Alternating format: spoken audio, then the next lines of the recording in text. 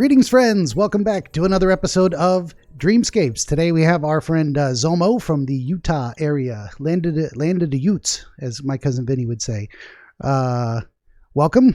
Good to talk to you. Okay. How's everybody doing again? Yeah.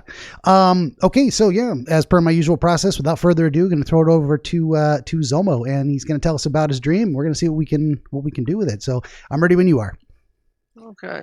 So let's begin with the most not safe for work part and where the dream obviously begins. So as we start, I do not recall why, but for some reason I perceived myself as female then and there. Do I confirm this by looking at myself? No. I just go along with it, I guess. And here come the people who are going to say egg moment. No. Okay. And then so I'm standing on the beach, on the shore of a beach, and I have a loincloth on apparently, I guess. And there's a group of 3-4 native women, dark olive skin, but sort of Caucasian features, in the water offshore, maybe 50 meters out. And they're attempting to escape or avoid 4 or 5 men, of which I assume are slavers or something like that. I don't know another word for it. And they evade by swimming circles, if that makes sense. So these people do not move more than a few meters from where they are currently. I get in the water and I swim out to figure out what is going on. And I dive in the shallow water. It's only maybe like 8 or so meters deep, I guess. And I swim through, underneath the water, through their scuffle, just right through the middle of it. And I, swim through, obviously. And after this, I forget what happens, but suddenly I am in a town or neighborhood that, to the closest I can describe it as, is what the street looked like in the Edward Scissorhands movie. All the houses are vibrant colors, purples, yellows, greens, but there is no street going down the middle. There's no lights, mailboxes, or anything like this. All the homes are very close together, and just right down the middle is a stony path. And it's not light outside. The sky is completely dark, no stars, no moon, but it's dark, but everything else is well lit where I am. Or if that makes sense at all. There are bipedal animals all around the place. Think Animal Crossing, to the closest I can describe it as. And we're all standing in the unofficial center of this neighborhood on the path. And the only two creatures which I can remember right now are a giraffe and a purple elephant. And they're talking about something, but they take a large pencil, maybe about 26 centimeters, and can draw in the air. And drawing in the air produces a crayon-like effect, when you take a sparkler and you're doing those movements on camera or whatever. And when they draw in the air, whatever they draw comes to life. So say the elephant grabbed the pencil and they drew a spiral creature, and it appeared as a spiral creature, like, a familiar. And the elephant hands it to me, and I don't know what to draw, but next thing I know is I have a tiny, chubby, fat, fey-like creature with me, and the elephant suggests we go to this snake's house. I don't know exactly what it was, but the best I could describe it as, snake. To stop him from doing what? I don't know. I can't remember that. But the snake's house is at the end of the street or path with a small stream to the right of it, so blocking, any further movement. that way. And suddenly we now stand in front of, the house, and the snake creature comes out. But he resembles the conductor from A Hat in Time, but a serpent lower half body, no clothes on. Doesn't matter anyways because it doesn't have, nipples or anything like that. So to enter his home, we have to get rid of him. So somehow, some way, I hand him a cigarette, and I know that this cigarette explodes into fireworks when you light it up or, take a draw. And I hand it to him. He starts smoking it. It explodes into fireworks, but this doesn't get rid of him. I take it back from him to wonder what is going on. I take a single draw and then I hand it back to him. He smokes again. Fireworks explode, and this time it kills him by launching him into space or the air or somewhere. But he's gone from that point. And the fey creature and I enter the home. The living room resembles one I saw while delivering mail at one point. It's just, a sort of rectangle central living room. There's nothing special about it. It just has this old, the senior feeling to it. But from there, the Fae and I split off somewhere. I don't know where that Fae creature goes, but I head towards the back through this hallway. And from here, the layout is near identical to my grandmother's house. So it's a long hallway, and there's a bathroom on the right, and then there's a linen closet to the right, and right at the end of this hallway, there's a doorway and a door closed. So I open the rear bedroom door, look to my left, and there's an old telly with a sort of gaming system on a stack of milk crates. And then this long, black-haired, young, man, and he is chained to the ankle by the floor. Chained by the ankle to the floor, and or somewhere, but the chain is attached to somewhere I can't see. And he speaks a language which I don't understand at all, and proceeds to grab a large pot. Think of the ones you cook crab and lobsters in, and he spits in it, and then he takes a white rag and he tears off a bit, throws it in the pot too, and somehow he's able to launch it like a mortar, but there's no gunpowder or effects or anything, explosions. It just launches the spitballs or bombs at me. But anyways, he thinks I'm there to hurt him, and maybe after standing there and avoiding 5 or so what called spit bombs, he puts the pot down, and I approach him. The chain suddenly is not existent anymore.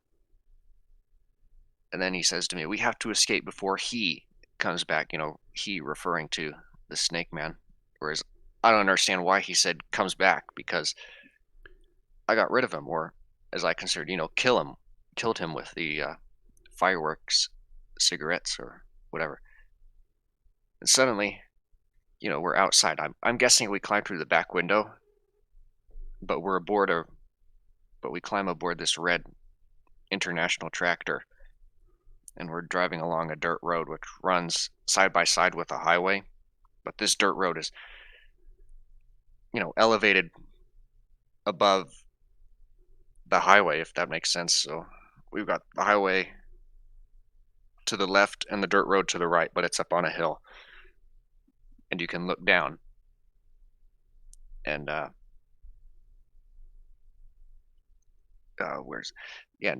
to about the right is snowy ground where it looks like it just snowed maybe like 1 or 2 days ago. And I look to the left, and there's a row of new development houses.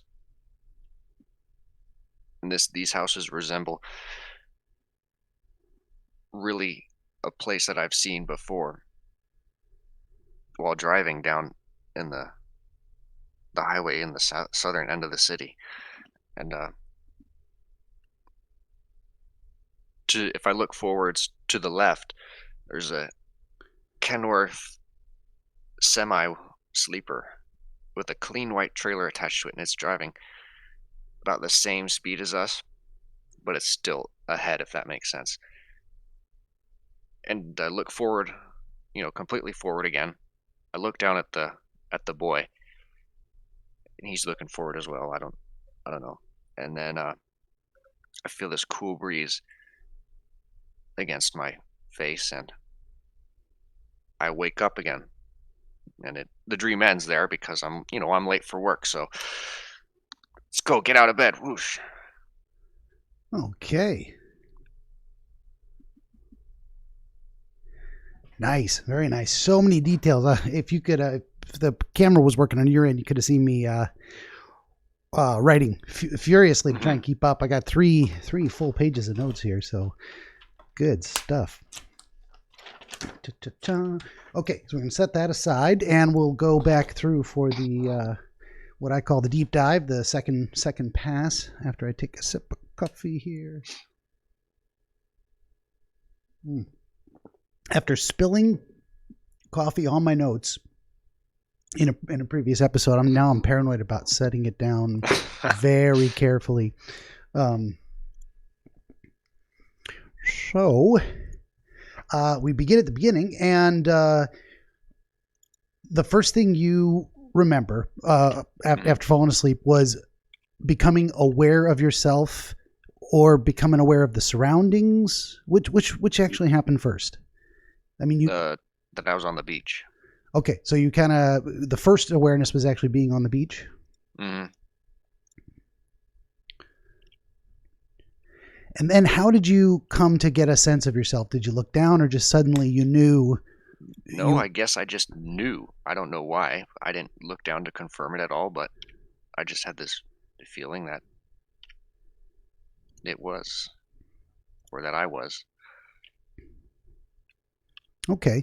And then you mentioned something called a egg moment. So someone said that to you in the dream, or what does that mean? No, I'm just saying that because, if somebody hears me saying, oh yeah, I'm guessing I was a woman, and somebody's going to say, oh, this is an egg moment. Jeez. What does that mean, actually? What is an egg moment? I don't think I've ever heard of that before. That I guess I'm trans or something and trying to suppress it or whatever. Is that the reference? I mean, I've never heard the term before. You've heard other people use it? Yeah, I've heard other people use it. So that was as if emerging from an egg. I mean, what is the metaphor, the reference to an egg?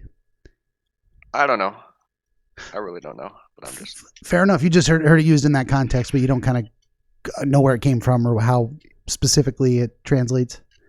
Yeah. Fair enough. I mean, it doesn't seem like the dream content, just from that overview, is actually speaking to that particular question in your mind. What I'm looking at here is that it probably represents something about how you conceptualize quote unquote the feminine, or something represented by female. There's something there, and the idea that you are inhabiting that perspective, embodying that in a physical way, quote unquote physical way, in the dream, and that's and it also, I'm noticing that throughout the rest of it, that's the only time that really happens. And you don't mention that as far as you can recall, you do not continue to have that sense of being in a female body for the rest of the dream, just during the beach sequence. Mm-hmm. I don't know. I couldn't hear you. I'm sorry. I guess it was, I didn't really pay attention to myself beyond that point, but. Yeah. So my guess is that it only has relevance to that beach sequence. And after that, it drops completely. So there's something specifically relevant to that your mind is observing, processing, or is putting inside, is having you look out from inside of a feminine perspective on it. And I look at that as the masculine feminine duality. We all have both of those things in us. And there's the stereotypical, what do you call it? Masculine and feminine stereotypes that are drawn from our biological proclivities, but the gender expression of those things is infinitely variable. So there's a lot of stuff in there, and it doesn't, yeah, as you were saying, it doesn't necessarily or conclusively indicate, oh, you must want to switch genders. It's more about your understanding of what those stereotypes are and how they might inform understanding or decision making. So we'll come back around to that for sure. Yeah. But I don't want you to feel like there's anything. What am I trying to say? Like it says anything specific, because we haven't figured out what it says. But I don't see any indication that that's what it means. So you're on a beach and daytime. Yeah. Okay. Do you remember any other sensations? Sun, smells, ocean breeze, birds? No, I mean you think that I would, but there was absolutely none of that. Okay. No, and maybe not. And the absence of it says as much as the presence. So you were very focused on the visual. There's something you're seeing in these behaviors that are important. And you did have a sense that you were in at least a loincloth. Yeah. And that was the only clothing you had on? I guess so. That's the only one that I had sense of wearing at the moment. Yeah. Yeah. And it's interesting that and again, why specific images come to you, it's saying something. Yeah, I mean, I didn't look down to confirm it, but you just knew it. Yeah. Yeah. No. And as I've said to some other folks that, seeing, hearing, feeling, all of our senses don't actually happen in dreams. It's so the automatic knowledge of something is as real as smelling something in the dream, because it's all imaginary, if that makes sense. Mm-hmm. Yeah. So people don't have to explain whether they knew or saw something, just what did you know? What did you see? And that's also a part of it too, is your brain processing those ideas. And then how did you become aware of the women? Did you see them run into the water, or they were already in the water? No, they were already in the water. Okay. And the water was, they were relatively near the beach, so they were able to stand in the water. Were they swimming in deeper water? They were all swimming. Okay. It wasn't they're 50 or so meters out, so at the distance they couldn't stand in the water at all. Okay.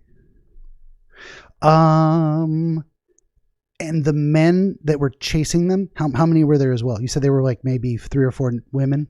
Yeah, 3 or 4 women, or 4 or 5 dudes. Did you get a feeling, was it just something you knew they were native? I mean, you could see their skin was a darker tone. Yeah. But did you see their clothing or anything that gave you an indication that they were indigenous persons of that kind? Not really. Okay. And you said there were about 3 to 4 women and about 3 to 4 men? 4 or 5. 4 or 5. Men. Okay. It's interesting. Yeah, and there may be something there too, the imbalance of there's fewer women, there's more men. And you said they were chasing each other kind of in circles in a rather small area? Yeah.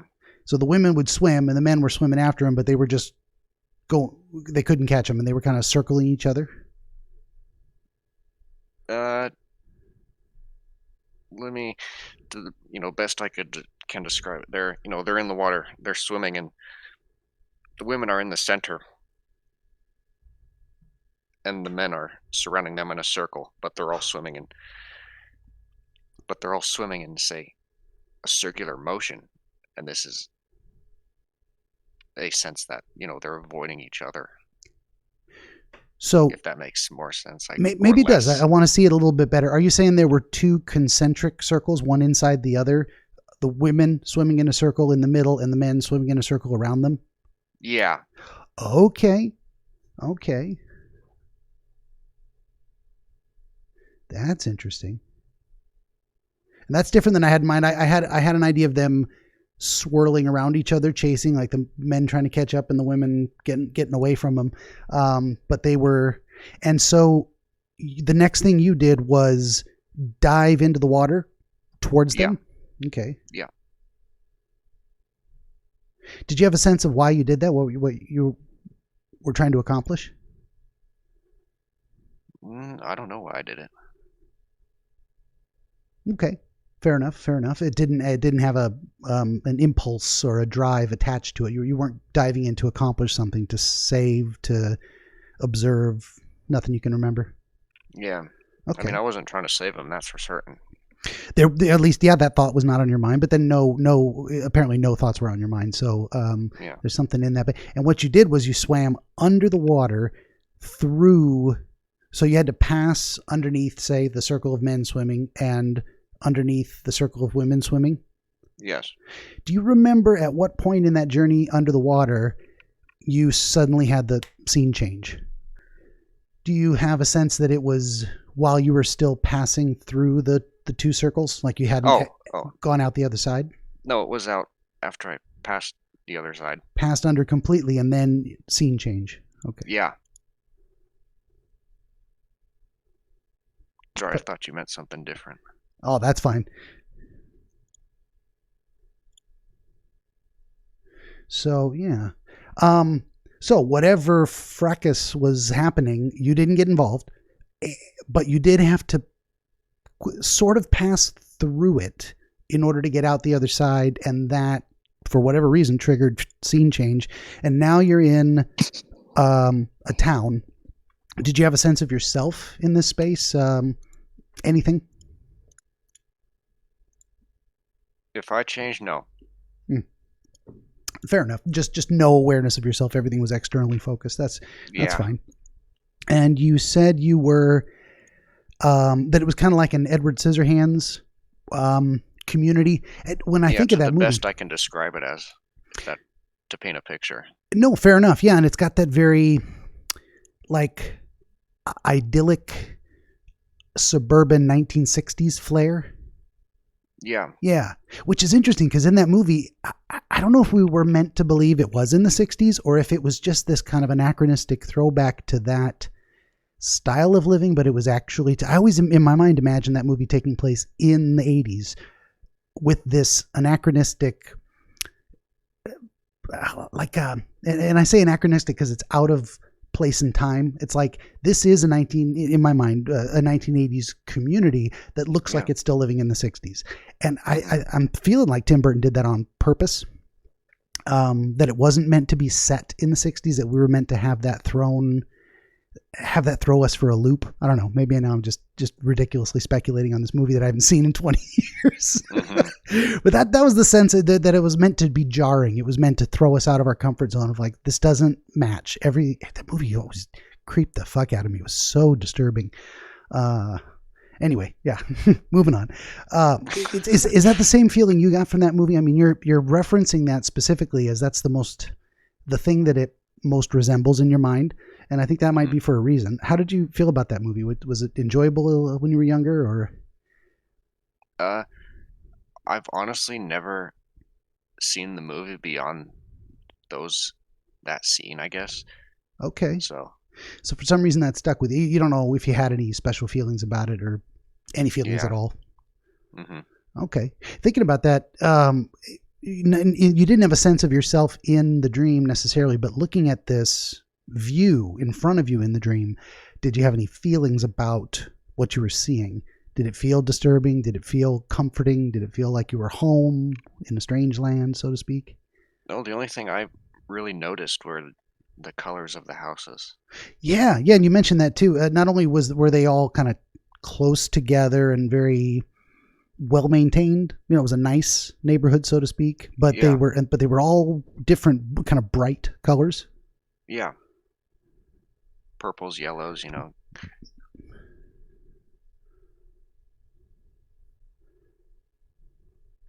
you remember having any thoughts about those colors? Thoughts or feelings like that's nice or that's ugly or why did they choose that or it's too bright? No, I just thought it was interesting. Nothing.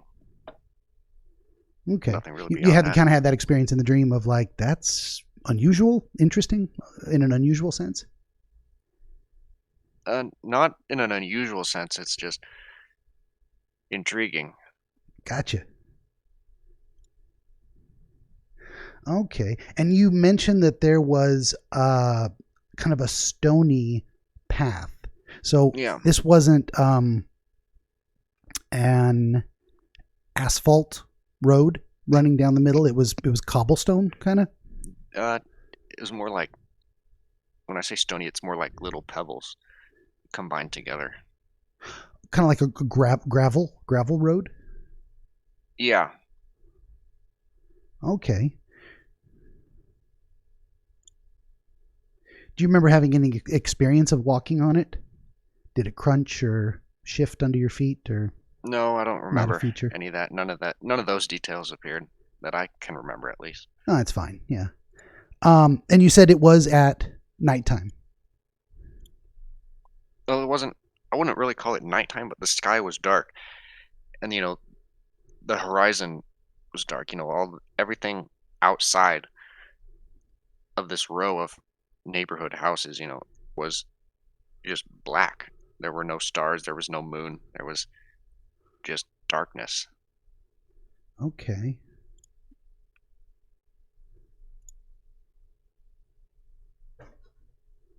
And that gave the impression that, well, it must be nighttime, but that's unusual. No stars, no moon, just this kind of emptiness around this space. Yeah.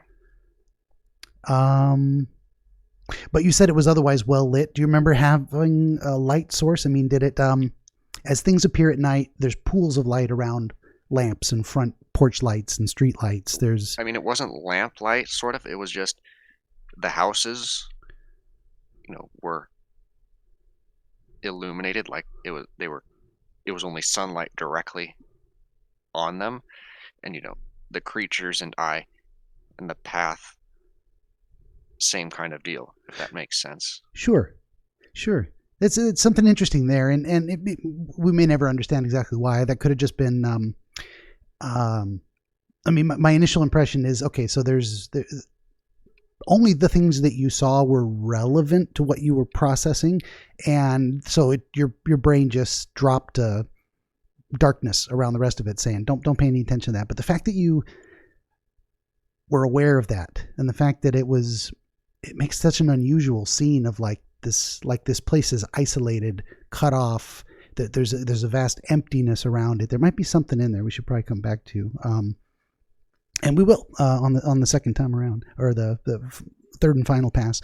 And you said they were bipedal animals, so this was animals, but they're standing on their hind legs. Yeah. Gotcha. And you had a sense that there were, or you saw multiple different kinds, but then it narrowed down to just you and these two, or there were only the two to begin with. Yeah, there were multiple, but then it just sort of centered to the two. Okay. And it narrowed down to the two. No, were you walking alone initially towards the center of town? Yeah, I mean, I was just a few steps away from the center of town when that sequence began. Okay, so it was a very very short approach. You became aware of all these things, and bam, next phase of this scenery is you're in the center of the town. How did you know it was the center? Was there a fountain? Was there a larger open space? What made you think it was the center? I don't know. It's just that most of the creatures were in that area, so I assumed it was the center, even though there's no official designated center, if that makes sense. Okay, yeah. It kind of felt like the center of town because of the, what am I trying to say, quantity of activity kind of around it. Mm-hmm. And then your focus narrowed again. It cut out the extra stuff. You don't remember having additional observations of other animals, and it came down to just a giraffe and a purple elephant. Right. The giraffe, the giraffe was a regular giraffe color, brown and yellow. Yeah. But the elephant was specifically purple. And what kind of purple? What kind of purple? You start with like dark or light. Sort of darker shade of purple. Like purple crayon. Okay. And this, I don't want to put ideas in your head, but it just popped into my head. You remember there's a children's book about a kid drawing with a crayon, and he drew himself like a sailboat and sailed away, that kind of thing? Do you remember that? I recall something like that, but I don't know if I ever read or heard or even remember the name of it. Oh, me either. No, but when I mention that specifically, that doesn't bring anything to mind. You don't have a sudden linking in your brain, sudden inspiration based on that imagery? No. Okay. That may not be related. Sipping on my coffee. Okay. And so the two animals, were they aware of you immediately, or they were conversing between the two of them and then eventually became aware of you? They were mostly focused on that pencil. Okay. So you came upon them already engaged in the act of using this pencil, and you said it was 20 some odd centimeters. What does that convert to? Like, larger than a normal pencil? Yeah, larger than normal. Okay.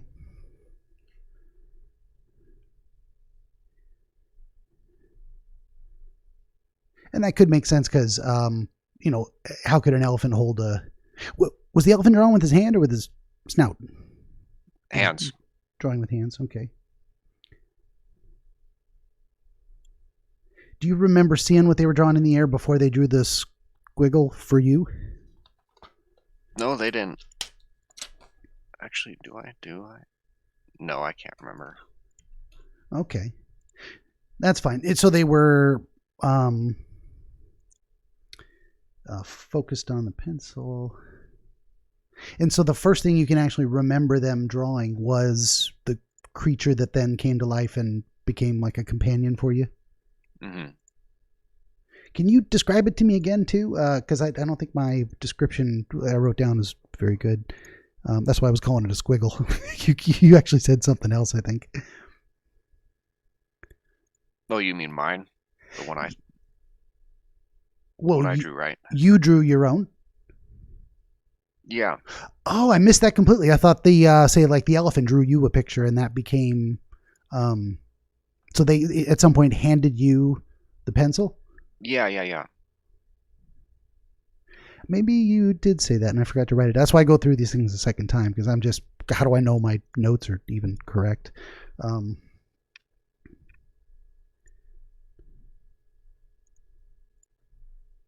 And did you ever see the giraffe holding the pencil? It probably did at the very beginning, but I don't think the giraffe drew anything or... But it was the elephant that handed it to you? Yeah. Okay. And then did you have a sense of, like, you knew exactly what to do with it, draw in the air? Yeah, because I saw what they were doing with it.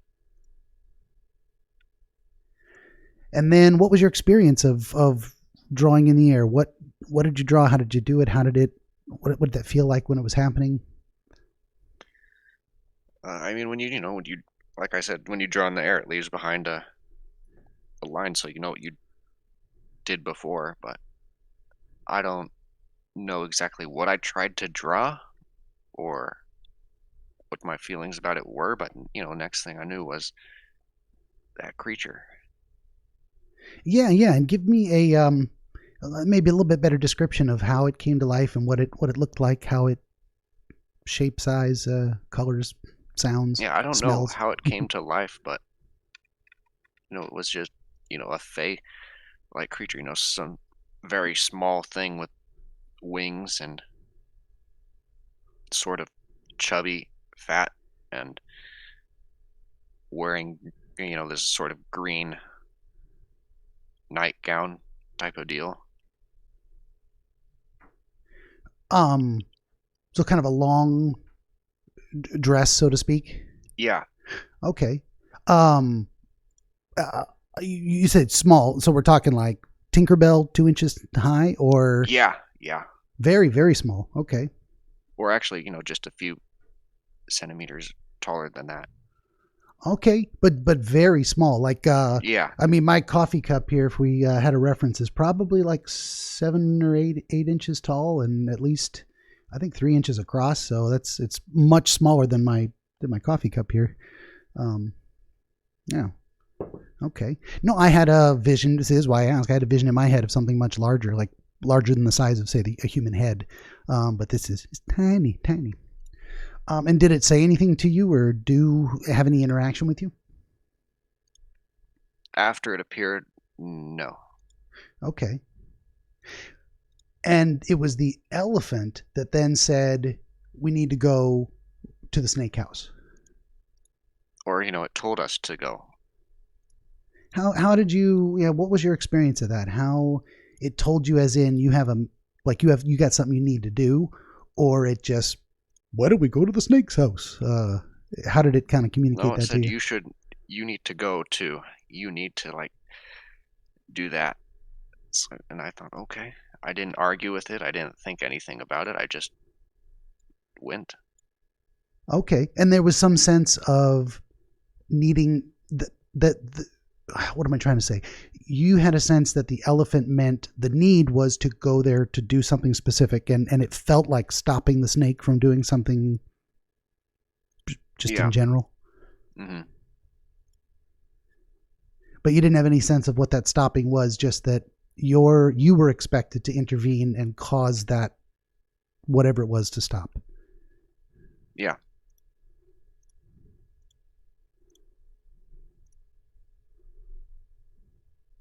Okay. And so what was the description again of it? Was there a cutscene and suddenly you're outside the snake's house, or can you remember walking through town to get there? No, we sort of walked there. Okay. But it really wasn't that far away. Okay. So it was maybe less than a few seconds later. We were there. And you mentioned it being near a stream, so that say there was you approaching the house, and then on the opposite side of the house was a stream. No, say you're on the path, the stony path, and you're facing north. Okay. To the north of you, preventing any further movement, is a stream, and to the west is the snake's house. Okay. And that stream is running from west to east. Okay. And there was it didn't look like there was a bridge over the stream. It just, the path just ended. Yeah, it just ended. Interesting.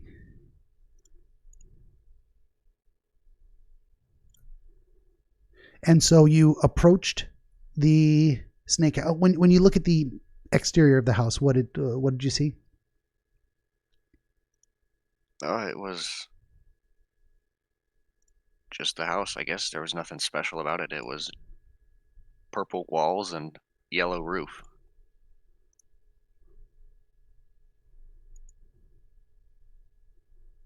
And it was when you were so it was just you and the little chubby fey creature that went to the house, like the elephant and the giraffe stayed back in town square? Yeah. Okay.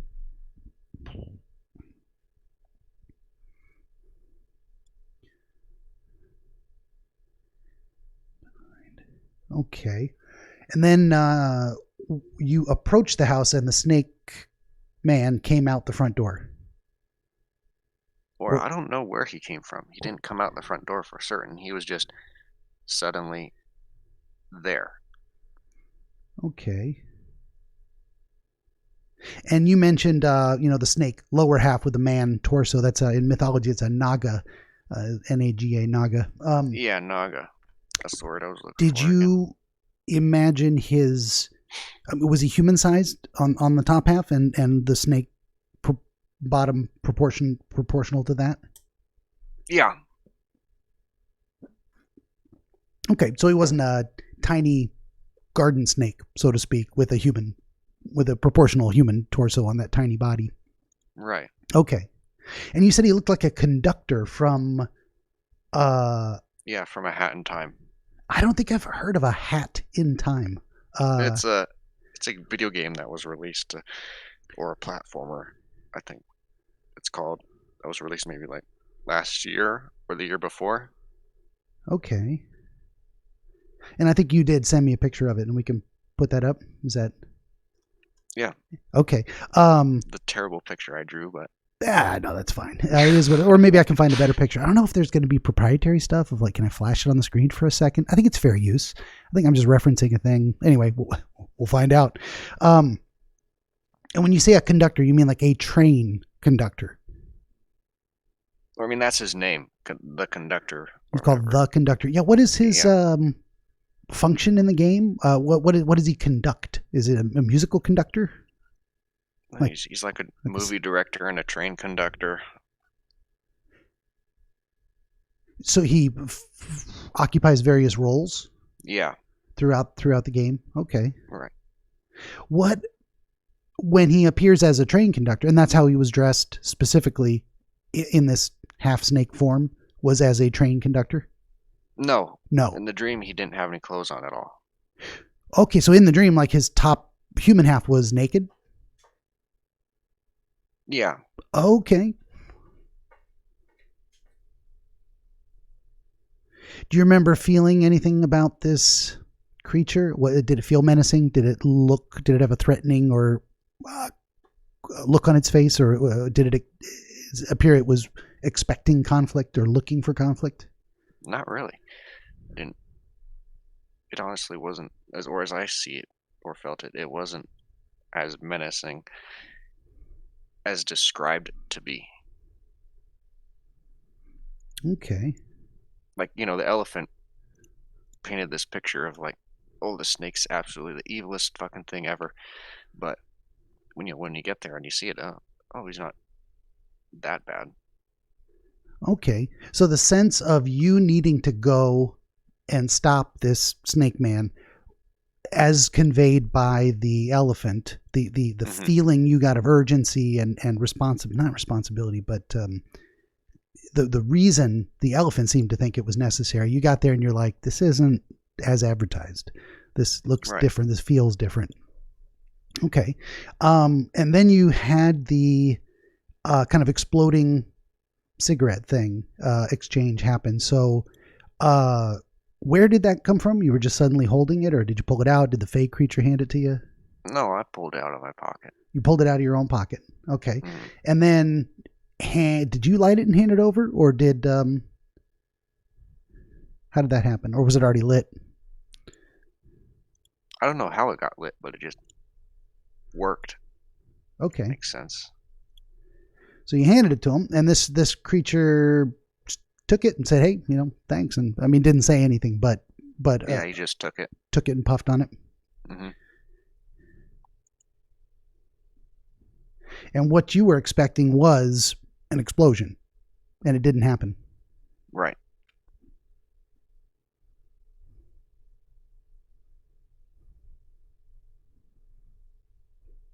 And then you took it back? Yeah, because it didn't work the first time. How did that happen, the taking it back? Like, it was in his hand and you just reached out? He just outstretched his hand and I took it back and... He handed it back, kind of. Yeah. Okay. And then you puffed on it. Mm-hmm. And when you puffed on it, were you expecting it to explode in your face? Like, no, nothing happened when I did. Well, nothing happened when you did, but you didn't even have the sensation of like if you expected it to explode when it was puffed on, but then you puffed on it. Like, were you expecting it to explode in your face? No, for some reason I knew it just wouldn't do it to me. Huh.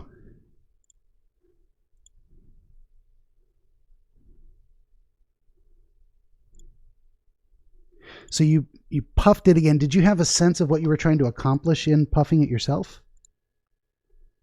To see why it didn't work. So it was kind of what am I trying to say? What's the idea I'm looking for here? Like a troubleshooting? I don't know. Test priming it again. Yeah. Yeah. Resetting it to, like, let's see if this will get it to work. Mm-hmm. Okay.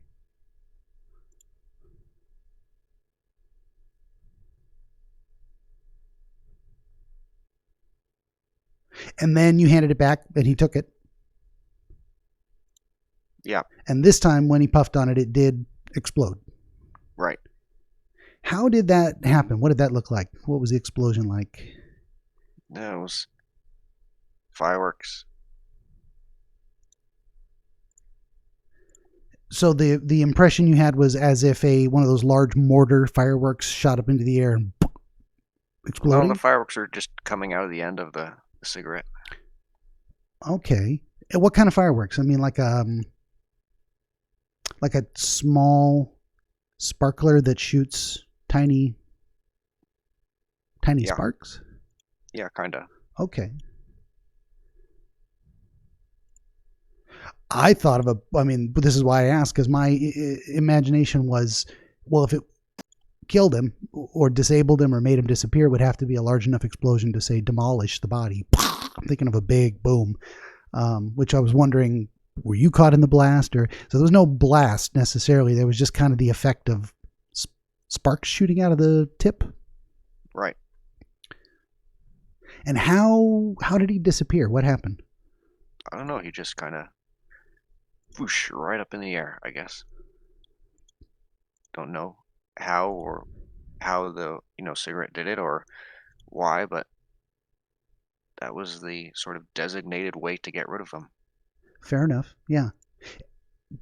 Are we talking about another scene change here too, where after those sparks shot out, the scene out in front of the house with the snake man all disappeared and suddenly you're inside? Or do you have a clear recollection of seeing him disappear? No, he kind of just disappeared. And then, so you did have a visual of him kind of poof, gone. Yeah. Okay.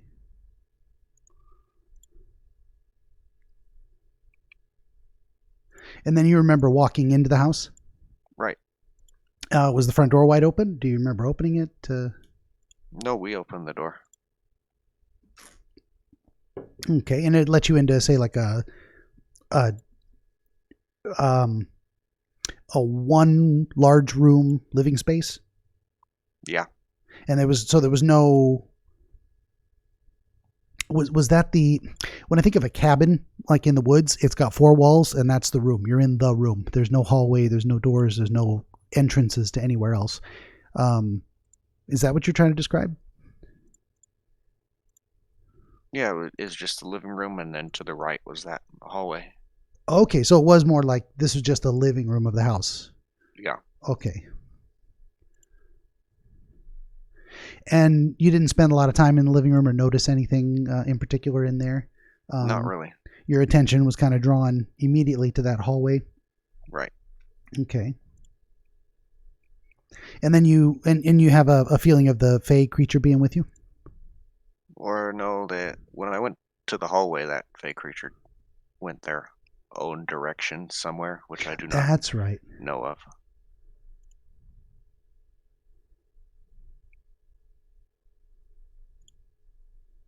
Okay. And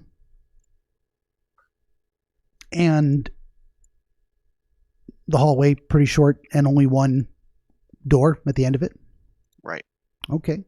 Or that sort of drawing I did. Okay. I'll be honest with you. I didn't look at any of that stuff because I didn't want to.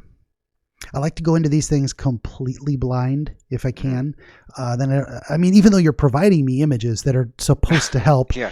I get you, and fair enough. But it's like if I do, then I start forming my own preconceptions before I really listen.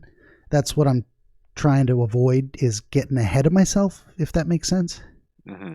Yeah. So I apologize that I did not review the material you were kind enough to provide, and that I will use in putting this video together. But yeah, that's my way to give you the best honest answer, to really be present and not thinking about something else or bringing my own judgment to it for however successful I tend to be at that.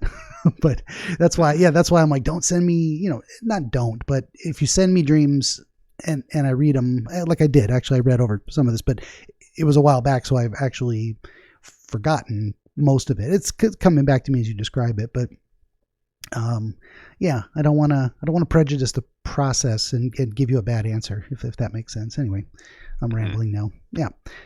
So kind of relatively short hallway, and do you remember what kind of door it was? Standard house door, or indoor? Right. Okay. And it was locked, open, closed? No, the door was closed, but it was unlocked. Okay.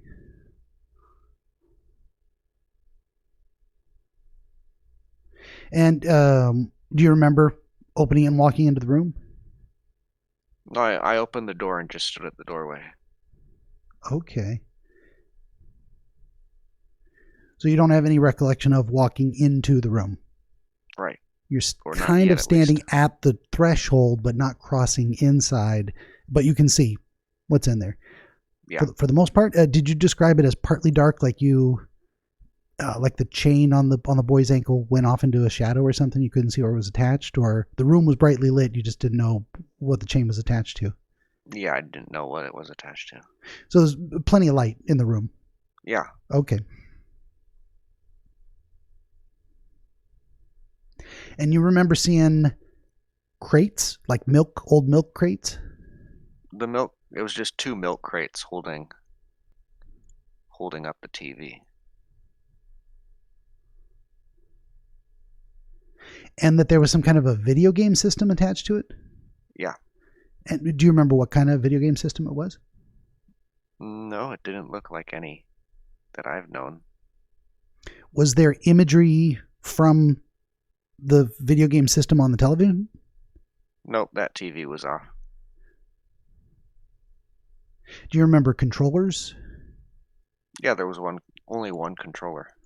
Okay. And where was the boy relative to this? At the other end of the room.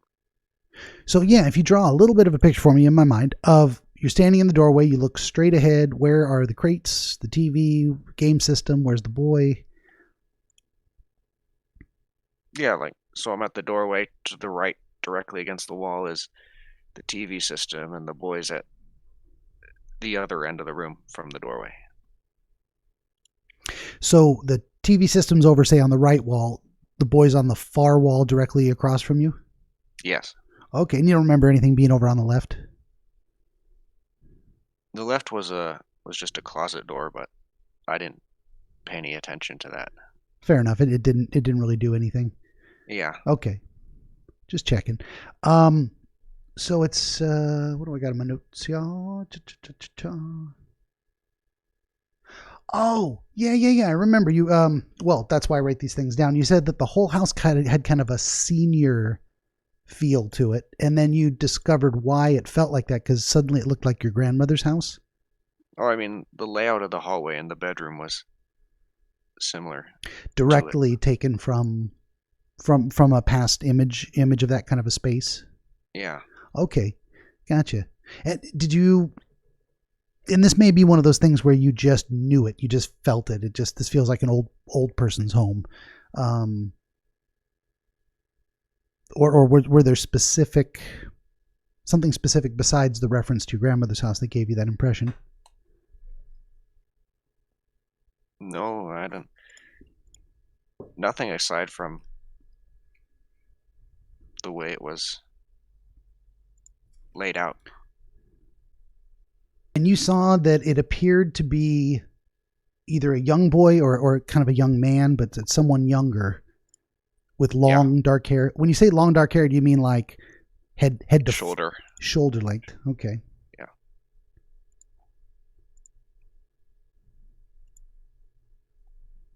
And you can't really peg an age, early teens. Yeah, I don't know how old he was. Okay. But definitely not an old man, and not say a full-grown adult. Definitely in that kind of young man phase. Yeah. Do you remember him wearing any clothes specifically? He didn't have a shirt on, that's for certain. Okay. Do you remember? Excuse me. I'm gonna go burp over there. Any sense of his hygiene? No idea. See, he wasn't smelly. He didn't look dirty. No, he looked clean to me. But... Okay. because sometimes you get the or the image that came to my mind, unbidden, is he's been chained, he can't get to the bathroom or whatever and clean himself, so maybe his hair's a mess, his clothes are dirty, he's been confined like someone in a, what am I trying to say, like a castle dungeon type of situation. But no, he was actually just no shirt on, but relatively clean. His hair didn't look greasy, matted, tangled. Nope. Okay, fair enough. And with you standing in the doorway there, you see the TV and the game system, you notice him, and that's almost immediately when he responds. Yeah. Oh, and just one other thing, just to confirm, I mean, you already did say, and I wrote it down, but the chained by the ankle, and you couldn't see where the chain went. Mm-hmm. Yeah. I didn't see where the chain ended. It was just to his ankle. And it only disappeared after I started approaching. Gotcha. And what he's doing in response to you, did you get a sense of his emotion? Was he... Go ahead. He seemed rather frightened that I was going to do something. Okay. That I was another person there to, say, hurt him or whatever.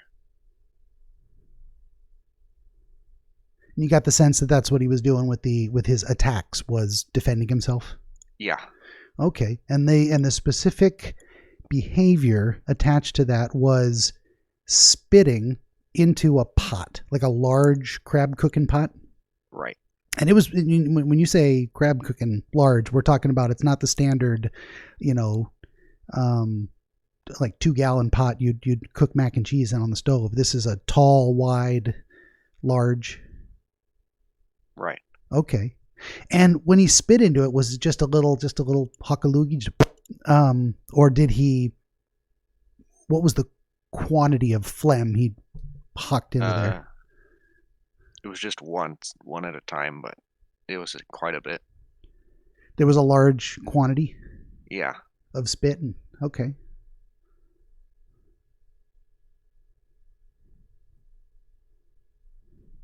And did you just know there were rags in the pot, or did you see him grab rags and put them into the pot one at a time? No, he would, it's a single rag, and he would just tear pieces off of it and put it in there. Okay. When you say a single piece of a rag, like, are we talking like a hand cloth, 8-inch by 8-inch type of thing, and he would just tear off a small chunk? Yeah. Throw it in, and then he'd like tip it and aim it at you and fire? Yep. And then what came out? What did it look like? Just a spit-covered ball of rag. Was it a tiny spit-covered ball of rag, or did it... It was decently sized, like your fist. Okay. And it was actually much bigger than the piece of rag you threw in there? Yeah. Okay.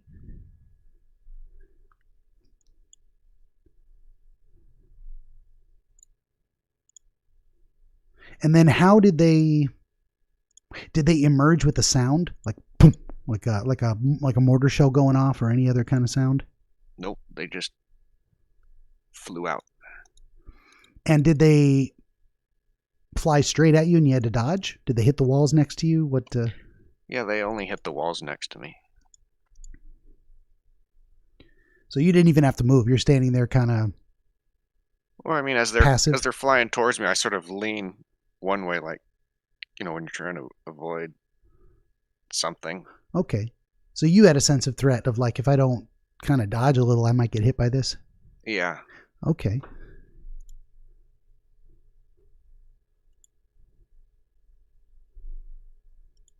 And it was about, I think you said 5 or 6 launches. Did the boy's behavior, demeanor change over the course of that, or not until the end of it? Not until the last one. And then he realized, oh, this guy's not a threat.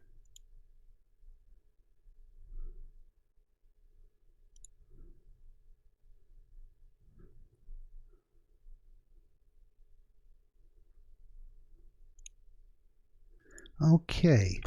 And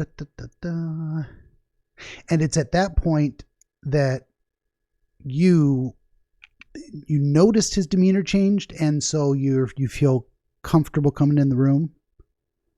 Yeah. You're like, oh, okay, he doesn't think I'm a threat anymore. Now I can approach him. Right. Okay.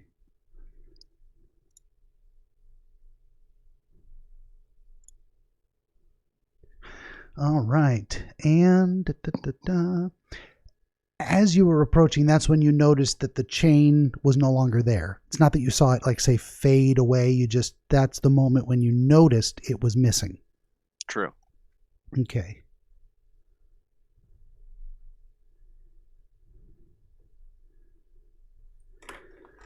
Okay. We're going on 7 pages of notes here. I love it. It's good stuff. Almost done though. Getting down to the end there. And this is when, how close did you get to him before he spoke to you? And did his posture, behavior change? I mean, was he squatting down, and as you approached, he stood up? What kind of physically transpired? No, he was still sitting there, but just sitting in the same position as when I first opened the door. And this was the first time then that he spoke to you? Yeah. As you got closer? Or once I finally got close enough, standing right in front of him. And as far as you can remember, he said something to the effect of, we must escape before he comes back. Right.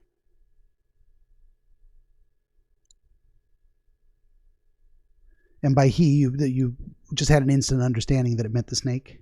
Yeah. And then you said you had the experience in the dream that this was a confusing statement, because you're like, I already took care of him. Mm-hmm. Is there some reason you thought the boy would know that?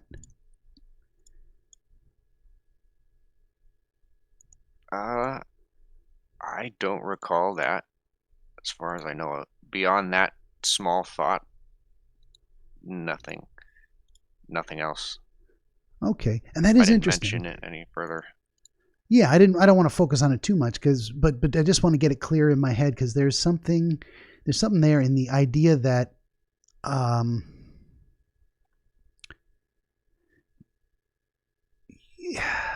it wasn't that he said that and you're like, oh, of course he's scared of the snake man. Here, let me tell him I already took care of him.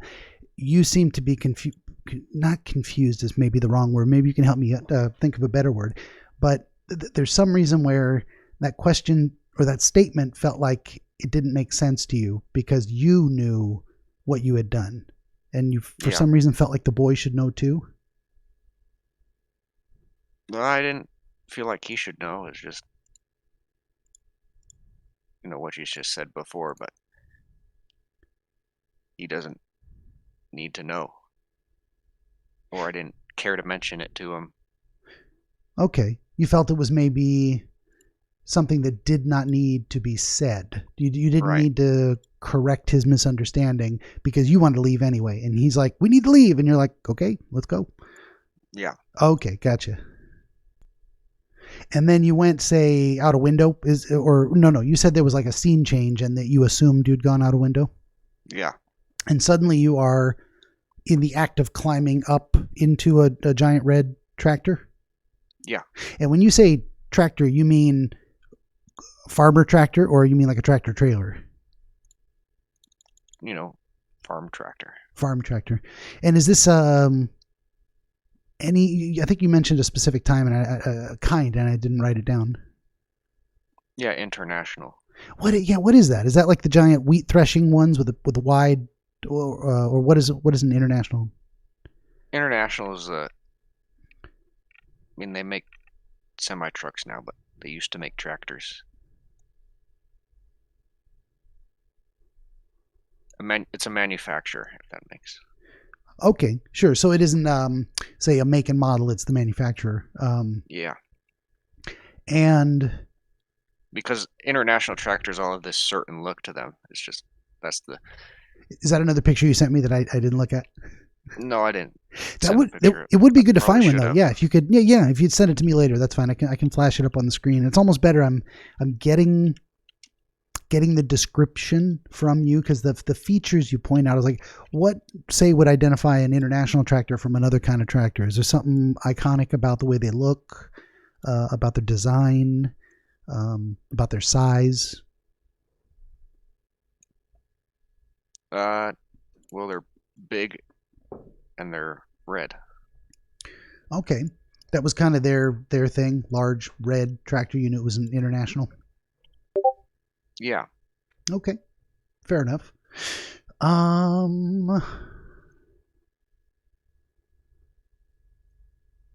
Did you have any sense of who was driving, you or the boy? Yeah, I was the one driving. And where did he sit? On one of the wheel wells or behind you? No, right on the front.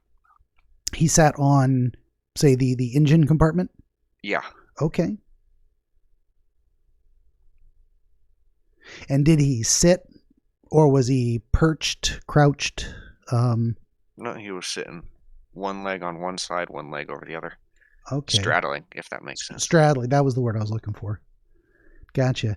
And this road was a dirt road, and that's where you were traveling down. You're driving, and it's parallel to a highway. And I think you said the highway was to the left. To the left, and that and over on the right was kind of a snowy ground. Yeah.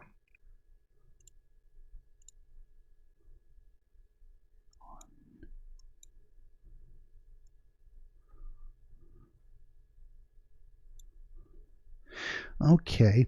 And on the opposite side of the highway was a row of houses?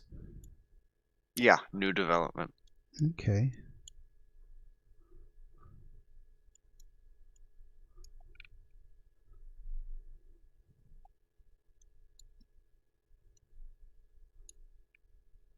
Writing all this down here.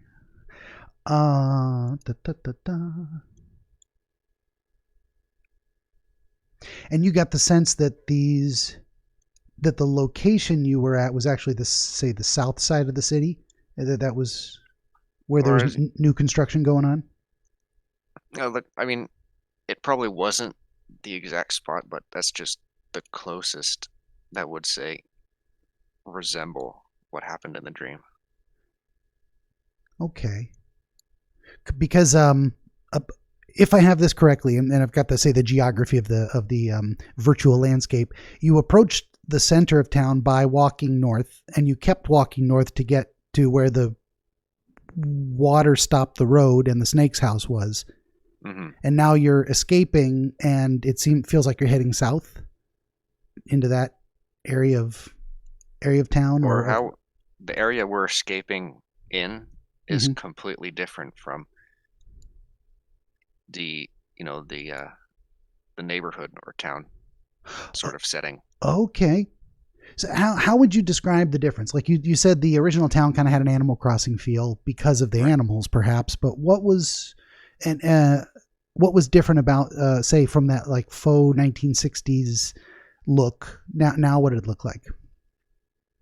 The new area you were in. Present. A more modern. Yeah. Representation. Okay.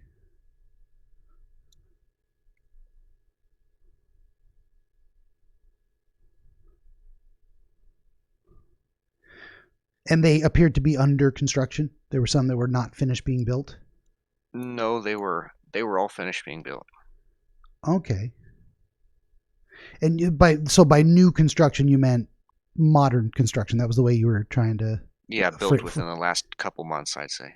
Gotcha. Okay, brand new.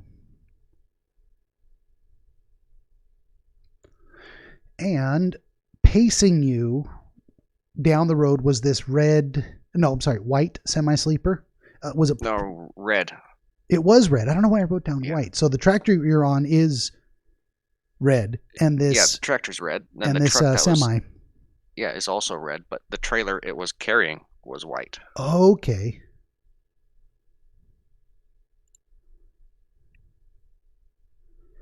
That's where I got that from, white trailer.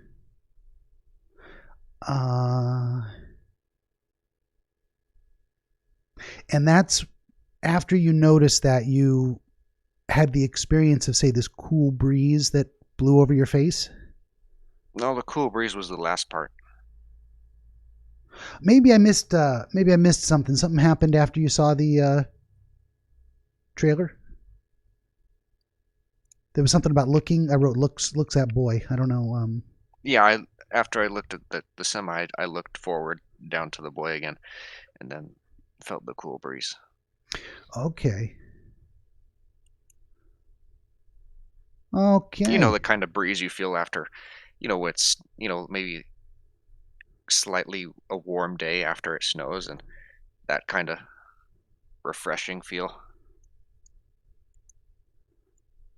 Okay. I don't know if it snows where you are. Occasionally. It just did a few weeks back, yeah. What happened? So we are down to phase 3, the what does it all mean portion of stuff. Now, as per my usual process, like I say in the beginning, I like to pause here and say, before I jump in and start making suggestions, going through it once, going through it a second time, did you have any sudden moments of, light bulbs turning on where things kind of made sense or related to something? Any epiphanies of your own? Not really. Not at all. Nothing sparked. Nothing came to mind. Nothing suddenly clarified. Nope. Okay, fair enough. Well, that's what I'm here for. I mean, if you got nothing, then so I made a bunch of little marks as we were going along, and then everything on this last section seemed fascinating. So would have been putting a carrot on everything. Best place to start perhaps is beginning at the beginning, and we go back to the idea of what we were talking about earlier, way back an hour ago. Being suddenly in a female body, embodying the feminine, looking out from the inside of that perspective to see the scene. I think there's something there with this beach scene and the water and the women, and this idea of the concentric circles of the women being chased by the men, but the men not, say, closing in. They're swimming kind of in a circle around another circle in the middle. There's something there in terms of what is it? You're looking at this scene from through say maybe a feminine lens or a feminine understanding, or a stereotypically female point of view, perhaps. At this. And you have women in the center, contained, surrounded by men that felt to you like they were chasing them, wanted to capture them. So, and again, these can be iconic representations of generally the feminine and the masculine. You've got this feminine representation, these women, specifically islander, indigenous, perhaps more primitive. Did you get that sense of these are island natives of less westernized, less civilized in that sense? That I didn't get a feeling of. Okay, so this may have been, say, just a modern times representation of you just happen to be in that setting. Yeah, I guess. Yeah, there's something going on there. And the idea that you needed to dive under the water, so it's like getting underneath the problem, so to speak, in order to move past it. But in order to go past it, you had to go through it. Mm-hmm. You didn't go around it. You didn't take off into the hills, up away from the beach inland. I don't know if anything's coming to mind with recent circumstances. I mean, that's a lot of imagery in that very small scene. Is anything coming to mind?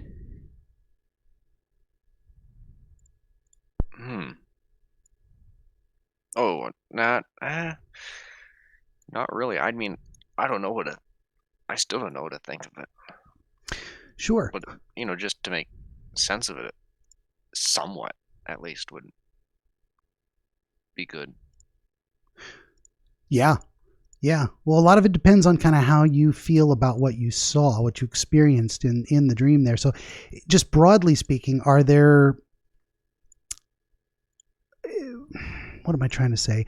Are there issues you're considering from stereotypically masculine or feminine viewpoints on something? Does that make sense? Personally, me, no. Yeah. What am I think I'm not asking the right question in that is like, what would be a stereotypically feminine response versus a different masculine response? A friend has a problem. A woman might be more likely to say, you know, girl, I'm there for you. Let's sit down and talk about it and come together in a more comforting way. A stereotypical masculine response might be laugh and joke about it, smack the guy in the back, tell him to get his shit together, and different approaches to problem solving or interaction. So there's something going on there with this setting. When you think of it that way, anything?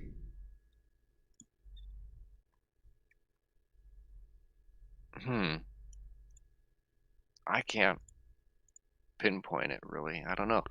I mean, I know we're trying to rattle doorknobs here, but it's like I don't know what to think of any of this stuff, really.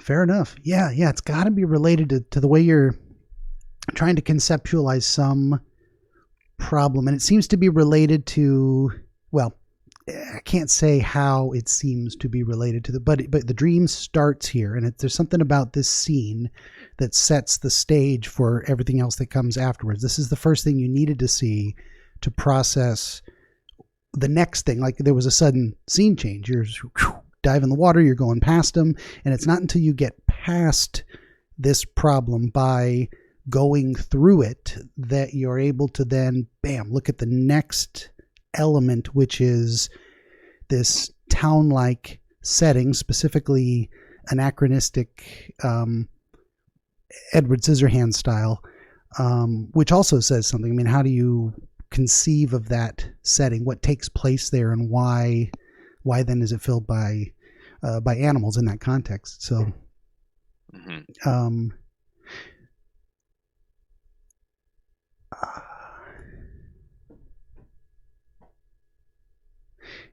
and why a gravel road, and it's not say asphalt. It's specifically gravel. You're walking across tiny chunks of rock and not a solid, say, surface. And we might not get around to some of these, making sense of some of these individual things, but as I did excuse me, as I did mention earlier, the idea that the view or the visualization of the landscape was dark beyond the well-lit area of just this little section of town you were entering. So it has itself, say, closed off from the external world. It's not like you could see way into the distance and there's clouds and there's mountains and there's a larger cityscape. It's like this is a very bounded area. Yeah. So it's narrowing your focus, your attention to this is what's important. This visualization, this cityscape. And it's interesting that it was not a forest. You're not on the ocean, so to speak, as you were in the first place. It's gone from seaside interacting with water, a more natural landscape, to now a very artificial, man-made landscape, but not populated by people, populated by animals, but animals that stand up like people. There's something there too. And animals that can converse, can talk. They're talking to each other until you approach, and specifically the purple elephant hands over the kind of magic pencil that allows you to draw solid shapes in the air, or lines in the air that then become solid shapes in the manner of, say, time-lapse sparkler pictures. No, not time-lapse, long exposure is how they Yeah, do that's those. the word. Yeah. I wrote down time lapse. I'm like, that's not right, but then I left it. And that this wasn't an object that only they could use. It could be shared. It was given to you. You didn't say take it or acquire it some other way. You didn't produce it from yourself. It had to be given to you, and it was. And then you were able to create this creature that really didn't seem to do anything. It was just a companion in a way. Yeah. And it just kind of followed you around. It seemed to ultimately be useless, even though it had kind of a magical appearance. Yeah. Not just the way it looked as in like a creature of magic, but it magically appeared in this impossible way of drawing an outline in the air, and poof, it comes to life. And then it just really doesn't do anything. It's just kind of there. And then it disappears when you go into the house, which is interesting too, like the appearance of it and then the disappearance of it. And it wasn't until after that creature appeared that then the elephant said, now is the time to tell you what you're supposed to be doing here. Yeah. And it was specifically to go to this snake's house and stop that creature from doing something that was apparently, at least the elephant thought was bad. Did you have a sense that it was, that you knew what the snake was up to and that you agreed to the mission because you also felt it was important? I mean, I don't know what it was doing, but the way the elephant described it seemed, the elephant made it seem like it was bad, like they were evil or something. The elephant had conveyed to you in his presentation, the sense of it you took away was, this is a bad thing. This is something that needs to stop, and you're the one expected to do something about it. Right. Okay. And then there was that scene with the road that just stops. Like, if you'd wanted to cross the river and just keep walking and shine on the mission, you couldn't because the road disappeared. Like, this is the end, quote unquote, the end of the road. And again, we're back to water. There's water there again, but it's this stream. It's not the seaside. It's not a mighty river rushing, threatening rapids. It's relatively benign water, but it's another boundary. Yeah. And off to the side, and there's the snake man. You don't see it, how it appears. It's just there. Fair enough. Mm-hmm. And the way you're supposed to, no, the first thing you not the first thing necessarily, but the first thing you noticed, I suppose, was that it was a Naga-esque snake person. The top half fully human in that sense. Yeah. Or, the top half of the conductor. Yeah, but it didn't have, say, a snake head. With arms. Right. It really like torso up human. And that's interesting because you got this blending of the animals in the town had human behaviors, speech, upright stance, but they were fully animal. It wasn't a half human, half elephant, in that sense. But now there's this blending of half human, half snake. Neither fully one nor the other. And the process you use to get rid of it is this exploding cigarette that doesn't work on the first try until you take it back and prime it and hand it back. You had to repeat the process. You had to try again. And then it had the effect of shooting some otherwise benign looking sparks. But that got the job done. So there wasn't this, you didn't produce a massive axe and cut the snake in half. There wasn't a violent, and you didn't detonate the snake in that regard. There wasn't a violent conclusion to the interaction. It was actually rather mellow, easy. It was such a simple little, here, just puff this thing and poof, gone.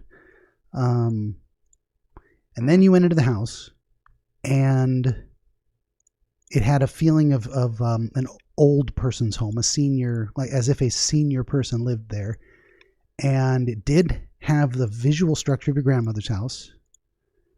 Or the living, or like when to describe it even better or worse. Sure. It was when I worked as a mail carrier and I had to retrieve a package from a house that I misdelivered to. And when the guy opened the door, his living room was looked, sort of rather small, had knickknacks all over the place, and Gotcha. a single couch, and that's pretty much exactly how it looked in the dream. Okay. When you think of that specific experience of being a mail carrier and having to retrieve a package from the old man, does anything come to mind with the setting in the dream? I mean, some understanding you have from that experience, some residual emotional content connected to that, something about that time in your life?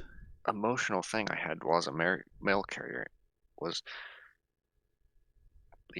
let's say, wow, I fucking hate this job because I'm out 12 hours a day. Yeah. Okay. So maybe that job itself was not enjoyable, not a pleasant job, not one you right. look back on fondly. You're like, thank God that's over.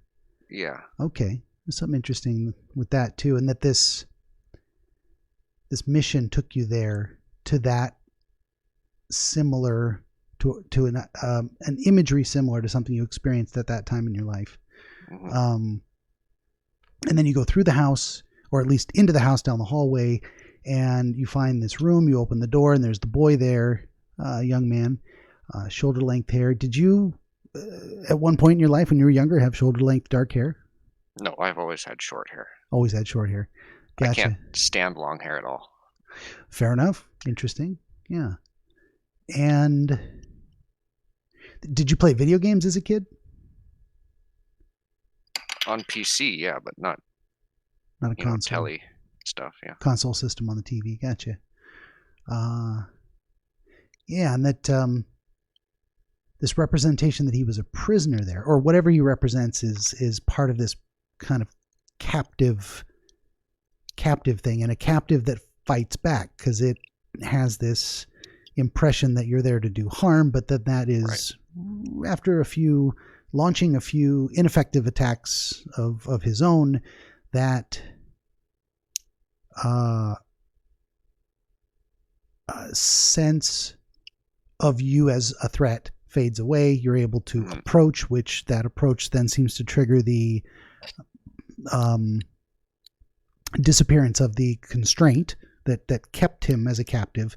And as soon as that restraint was gone, the immediate urgency was, we better go before the person that held, or the snake man that held me captive, comes back. Let's get while the getting's good. And you didn't feel the need to correct that misunderstanding. You're like, let's go. And then you're on a tractor, and then you see a semi-tractor with a white trailer, and you look at the boy, and cool breeze or warm breeze, wake up. So that's the journey through the dream. There's a lot of little transition points. Yeah. So you referenced Animal Crossing. You've played that? No, I've never played it. It's just, the way to paint a picture for, animals that appeared in the dream. Sure. Yeah, I honestly, I've never played it too. I don't know if the animals in Animal Crossing are standing around, walking, talking like humanoids. Yeah, they are. I got no idea. Okay, fair enough. Yeah, couldn't put that together myself without some additional information on that. Yeah, there's a lot of different themes going here. You've got themes of things blended together. You've got themes of conflict, themes of responsibility, themes of supernatural things happening that are kind of blasé and pointless, or acts of creation, like that creature that just then did nothing. Like, it's amazing. Wow, this thing came to life out of the air and gone. And the fact that it disappeared in the house before you found the boy, or like as you went down that hallway, this thing left you, whatever it represented. Yeah. When did this dream happen? Relatively. Like 2 weeks ago. 2 weeks ago. Okay. Yeah. Cause it took us a minute to connect. What did you have going on in your life at the time? Any Anything stands out in terms of things you were thinking about, problems you had to negotiate, things you were looking down into the future to having to handle? I mean, the only things that happened during that week was another new job, and the only thing I was worried about during that, or still am worried about, is losing another job. Gotcha. And I'm, exactly terrified of trying to pay off some debts to go home sooner or later. Paying off debts to go home? I don't understand the phrasing. I'm sorry. Yeah, because I have after being unemployed like 3 times during this year, Yeah. or 2020, I had to put a lot of funds on my credit card, and I Gotcha. still have to pay it off.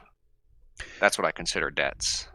Well, sure, those are debts. How does that relate to going home? Because I want to close out my bank account so I can that I opened here in the US. Okay. So you would close it out and then return overseas?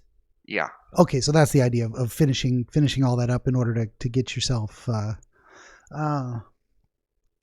well, just considering what's been on your mind lately and what was going on at the time, does anything leap to mind? Like when you were giving me that description, did any images from the dream come to you? Not really. Not that I can think of. Huh. Well,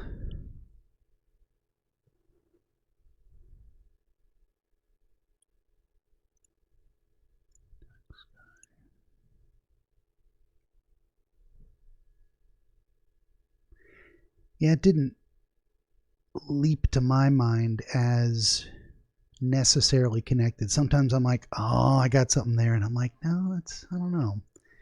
Mm-hmm. Because I mean, when I describe some of the themes of conflict and responsibility and things that should be magical, mind-blowing, that just turn out to be useless, those themes coming up in your life, are you processing specific types of issues or broadly pondering different things that relate to those themes?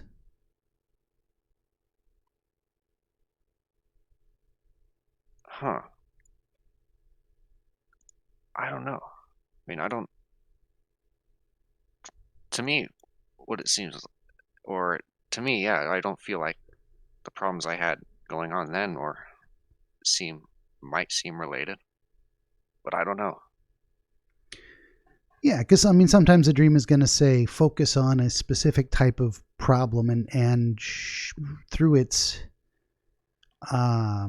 imagery, it's going to say, here's how you think or feel about that physical circumstance in real life.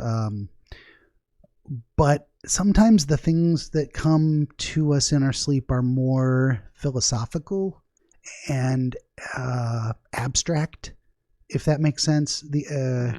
That you're not maybe thinking about a specific situation or a specific problem, like I need to pay off debts. That's a physical life problem, and you may process that in a certain way. But sometimes we just fall asleep and we're thinking about philosophical issues of like how we understand and organize our thoughts about the world in general. Thinking about it from that angle. Go ahead. Debts. And the chains. That might, I don't know if that's really connected or not, but it might be. Just came to mind. That came to mind. Yeah. And I mean, here's this boy and he's chained, and debts are a chain. That could very well be related. I mean, if it makes sense to you, then it's definitely related. And the fact that it popped into your head as a thing, I almost feel like I should have seen that when you mentioned it. I'm glad you did have that connection.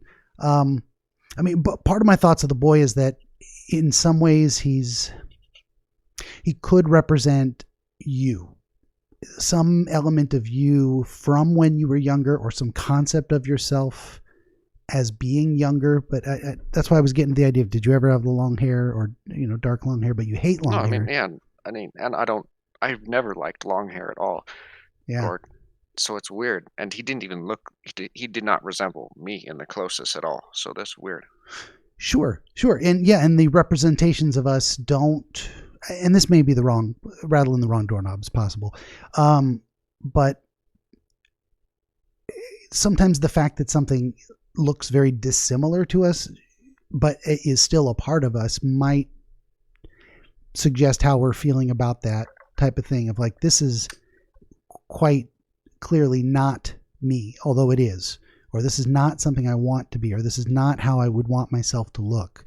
So that there might be something there. I mean, if you think of yourself as the boy and he's got this long hair and you hate long hair, and he's chained and you're kind of chained by debt, and that's not something you want either. Snake Man related to debt in some way, to running up bills. I don't know. Does that come to Maybe mind? some correlation to overreaching of, the government or something. I don't know, that I owe money to or whatever, or the bank, if that makes more sense. Yeah. I mean, does the idea of a snake, what are some of the words that come to your mind when you think of how a snake behaves or what it represents?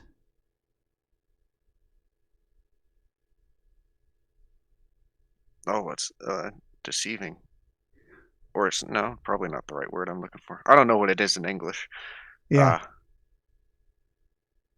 Yeah, I can't think of it right. Fair enough. I mean, I don't want to put words in your mouth, but I'll throw some out there. I mean, we think of the popular expression "sneaky snake." They usually, not that they're designed to be stealthy. It's not like they're consciously stealthy. It's just how they move and hunt, and you don't see a snake before it strikes because it blends in. And there's this melding of a snake and human, so that there's some the naga. Yeah, so there's some idea of a human face, as it were, on a snake body, on like a human behaving in a snake-like manner, but that doesn't feel evil. It doesn't feel threatening like you expected from the elephant's description. Mm-hmm. There's something there. Because you get there and you're like, this is not what I expected. But you go through with it anyway. It wasn't like you changed your mind and decided to talk to the snake. You were there to do the mission and you followed through, even though it didn't feel like it was necessary. Right. Did you have any experience of hesitation, regret, anything like that? No, not at all. Nothing like that. So whatever you were doing was like, I guess this is just what I'm doing. This is what's happening. Probably. That's interesting too. Yeah.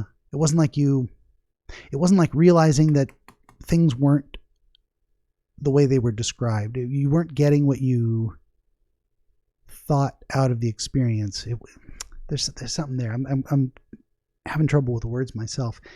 The idea that it wasn't as advertised, Mm-hmm. You're going to face a great evil. You get there and it's like, it's nothing. What is this? But you go through with it anyway. I don't know if that rings any bells. The idea of feeling committed to a path that you're apathetic about, or whether it's as promised or not, you feel obligated to carry through. Yeah, following orders. Yeah, in a way. I mean, if that's what comes to your mind, tell me more about that. I don't know. I don't know how. I mean, personally, if I have to work, I'd prefer to receive a set of directions what to do for a day instead of being lost. Is that kind of an experience you've had in recent employment where you're just not getting the direction you think is necessary to do the job well? Yeah, and then you're blamed because you're standing around doing nothing. But it's like, you didn't give me any directions to do, so what am I? Yeah. Fair enough. Yeah, that's a very frustrating experience. I mean, I've been there myself too. It's like people that don't tell you what they expect and then they're mad you didn't read their mind. It's like, how is this my fault? You know? Yeah. Yeah. Okay. I mean, did you,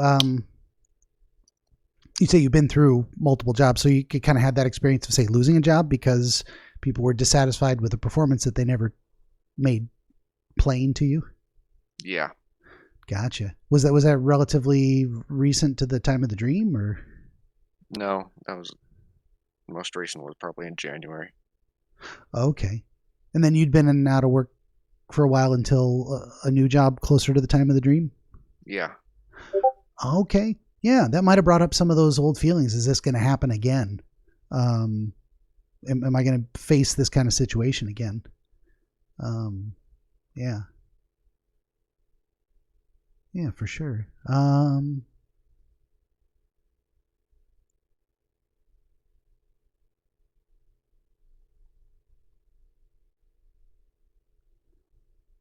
The idea of an elephant, a purple elephant, and a giraffe being the ones.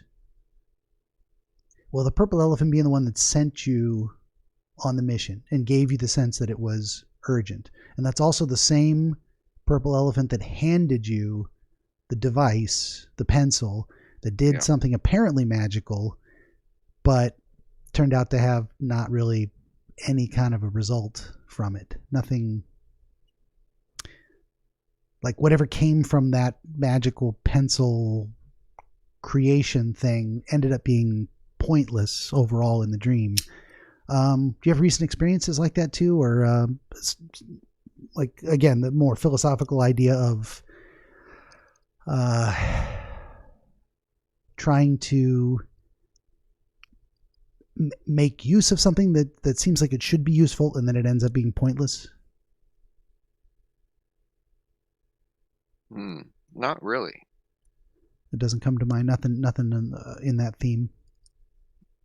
Not for the pencil, no, but I don't know what the elephant's all about because it being purple, and the one that directs and all this stuff, that I don't know about that, but it seems interesting. For sure. No, I think there's, I mean, everything here is, of course, it's got some kind of a meaning to it, but the idea that, I mean, what are your associations with elephants? Just the classic never forget type of thing, wisdom? Well, what do you think when you think elephants? I mean, when I think elephants, it's just, it's an elephant. I don't have any association or thoughts about them. It's just elephant. Okay. I mean, emotions, happy to see an elephant, sad that they're, scared that they're big or anything. Just the elephant. It's the elephant, and it exists. That's okay. How I see it. Just complete kind of apathy. Elephants are elephants. It is what it is. Yep. Interesting. Okay. Yeah, I don't know what to make of that either. That it's, but why an elephant? That's it wasn't a hyena. It wasn't it wasn't a bird. It was definitely the mammal, and it was one of the largest land mammals. And I probably should have mentioned that for some. I didn't confirm this in the dream at all. It was just perceived that the elephant was female. Okay. Interesting. Yeah, back around to that kind of a theme. I think there is something there we didn't really settle on from that first set of images, because it is kind of informing that it's. Yeah. Do you have a sense the giraffe was male? I mean, the snake was male. I didn't.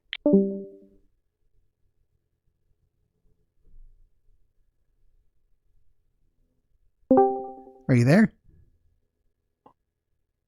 Or can't remember, at least. Hello. It just kicked you down into the AFK channel. I don't know why, but you're back now. Oh.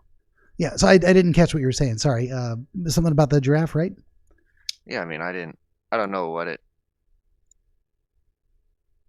The giraffe. I don't know if. I didn't consider it as any specific gender at all.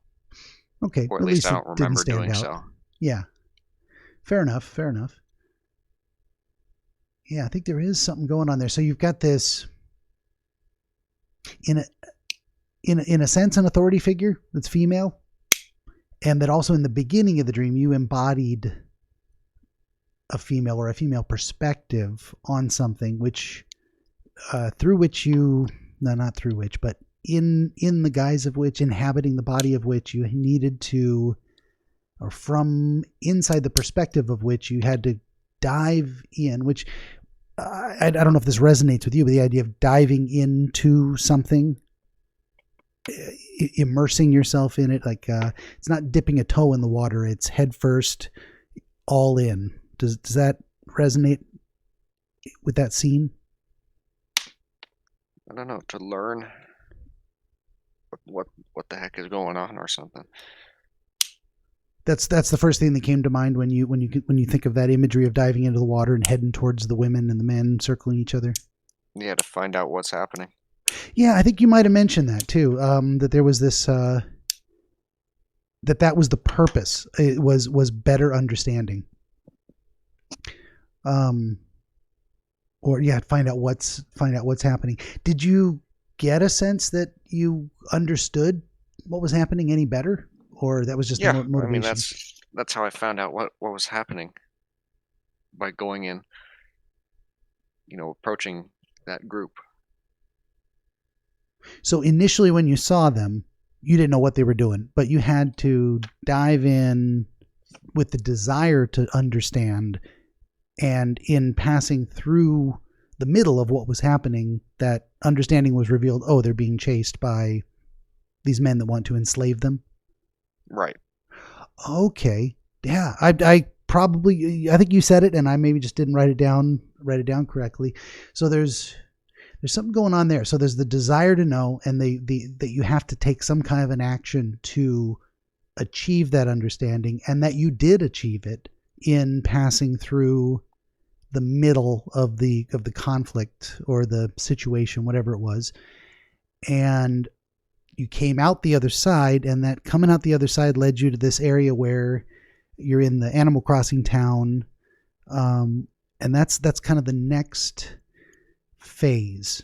So there's the desire to know yielding like not tangible results, but the search for understanding being rewarded by actual understanding. You found what you were looking for, and that took you to the next phase of the dream. So there's something in that, and that next phase of the dream is now maybe it's going to build on that. What now that you have an understanding of what's happening, or the notion that understanding can be achieved by taking action, now you're in this other setting and it's trying to show you, what is it trying to show you? What do you contemplate when you think about it that way? Does that relate to anything? Does it bring any thoughts to your mind?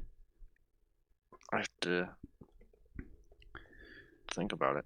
Sure. Yeah, no, I'm throwing stuff at you that you're like, you may have never considered it from that perspective before, or not really sure what to relate it to. Is there what am I trying to say? Is it a tendency of yours, a habit of yours to maybe not inquire, and that's something you've been trying to change lately? Is be more curious, get motivated to have a better understanding of something?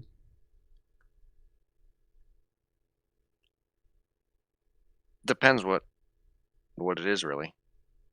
Well, anything, I suppose. Anything you've been considering wanting to know more about, or beating yourself up about being less curious than you should be. Does that, if that makes sense?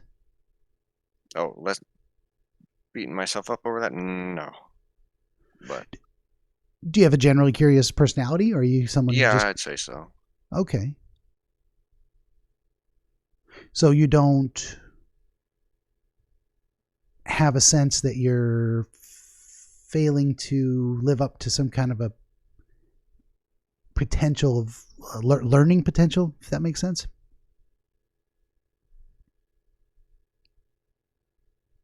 I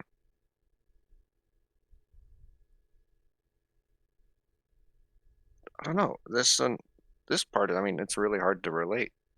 anything Yeah. too, I'd say. I mean, I'm having trouble with it. fair enough. Yeah. No, I mean, if it was obvious, you wouldn't need me, right? That's what we're digging around for, is like, what is this trying to say? See, this thought just occurred to me. So stereotypically, women talk more than men. And what do you get with communication is better understanding. So it's one method of seeking to gain knowledge or information is to talk more. Are you, say, maybe someone who's generally less talkative, and that if you asked more questions, you would get better answers, and that would give you better understanding of things? Is there something in that line of thought? No, I keep to myself most of the time. Okay. You don't socialize, interact. You don't have a lot to say. Kind of just do your own thing. And Or what's the word used for it? Introverted. sure, a little more introverted. Yeah. Gotcha.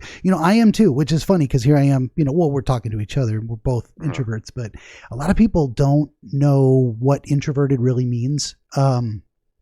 And people think shy or reserved necessarily, which it can be. And that's not isolative, disconnected, versus extrovert, social butterfly, more talkative, more energetic. What it basically boils down to, like the hard line on introversion, extroversion, is introverts are perfectly capable of speaking, interacting, socializing, but it's very draining on their emotional and intellectual reserves. Like you've only got someone described in like a pain sense, you've only got so many spoons to spend on stuff before the pain catches up with you, for chronic pain conditions. But it's the same thing. You only have a certain amount of mental and emotional energy to spend. And when that's drained, you have to recharge. So introverts recharge by isolation. I need to get away from people because interacting is draining. Extroverts is actually opposite. They drain in isolation and they recharge, like feed on social interaction. So it's just basically a difference in the style of socialization we need to feel most comfortable and recharge our batteries. Anyway, long story short on that.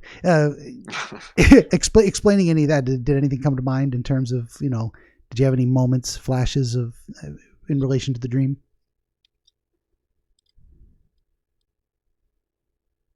And we're only still talking about the beach part, right? Or all of it, any of it. If anything came to mind, just shoot it out there.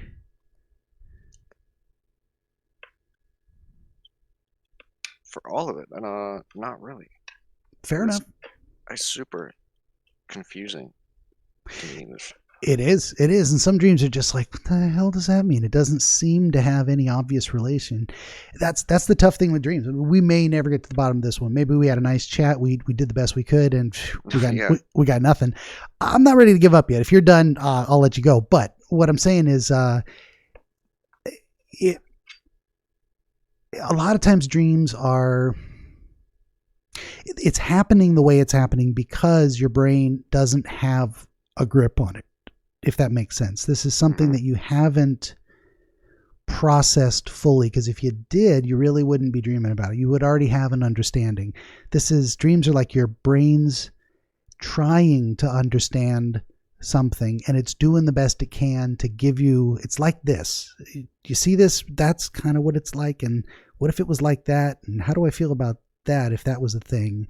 So it's giving you all these stimuli that are related to some concept or situation that you're trying to get a grip on. So long story short, rambling again, don't feel bad that it's not obvious, because if it was, the dream wouldn't have happened. You'd already understand it. There wouldn't be any need for it.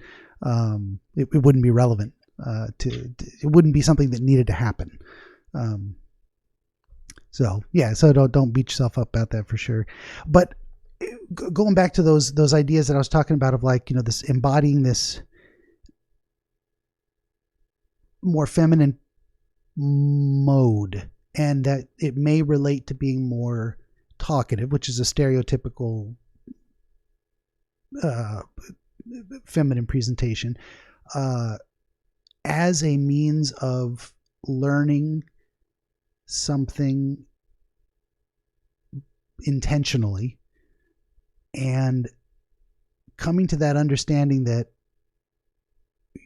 that was a useful tool, brought you to the next phase, which was actually now going on a mission to accomplish the defeat of something that was presented to you as evil, which then you actually felt kind of blasé about when you got there. Like it didn't have this evil feeling, and yet there was something evil happening. There was a captive in the house that didn't want to be there. Yeah. So you get any thoughts come to mind as we're going over it again?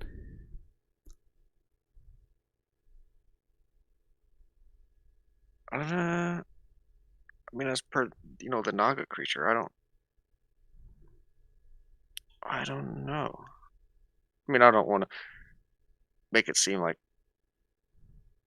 you're failing me here, but I don't know. I just can't really pinpoint anything on it exactly. Yeah. Yeah, there's something going on there too. There's that idea, once again, starting with the more stereotypical female approach maybe to problem solving, getting in more verbally.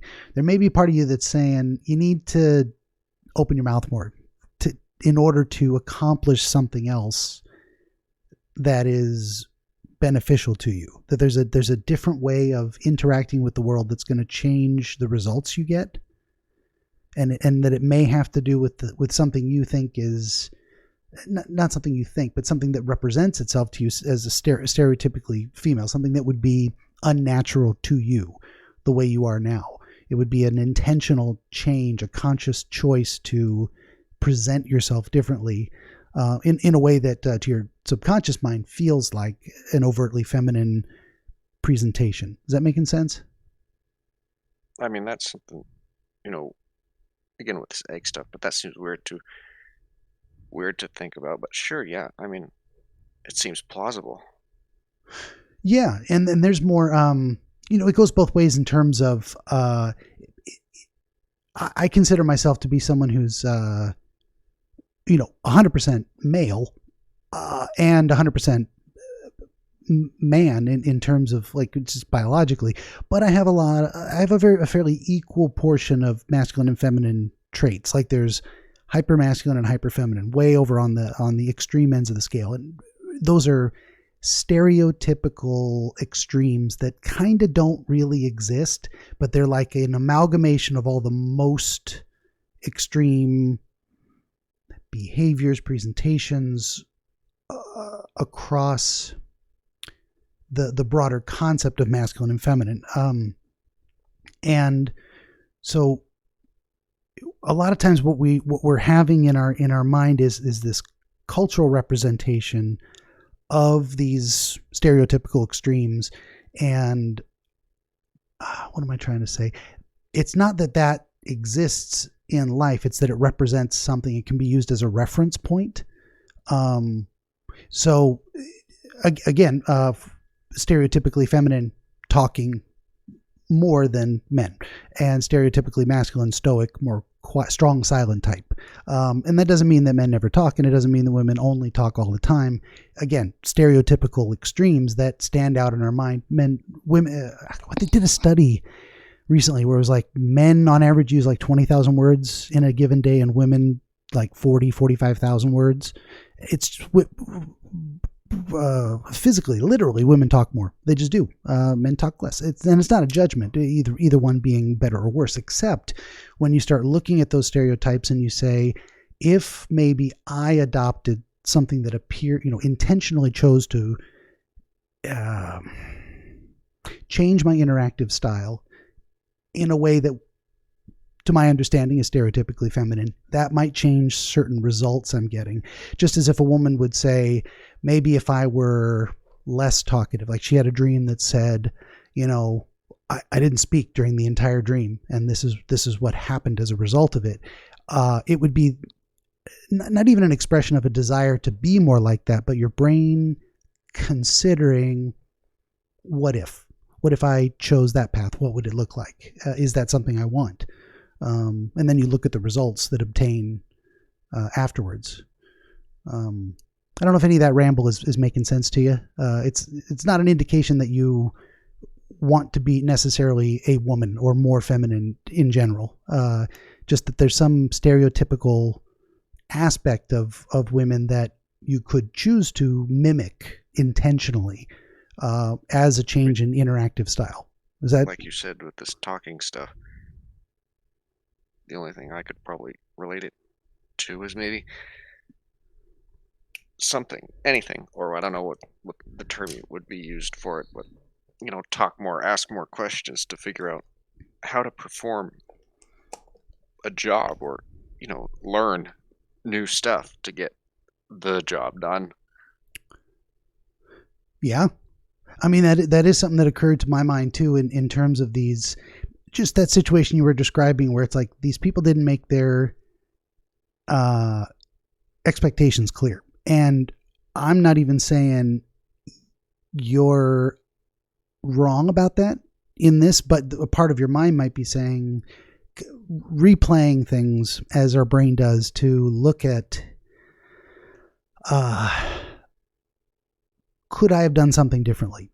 Would that have had better results for me if I had done so? So part of your mind at that time might have been thinking, if I talked more, if I asked more questions, could I have succeeded?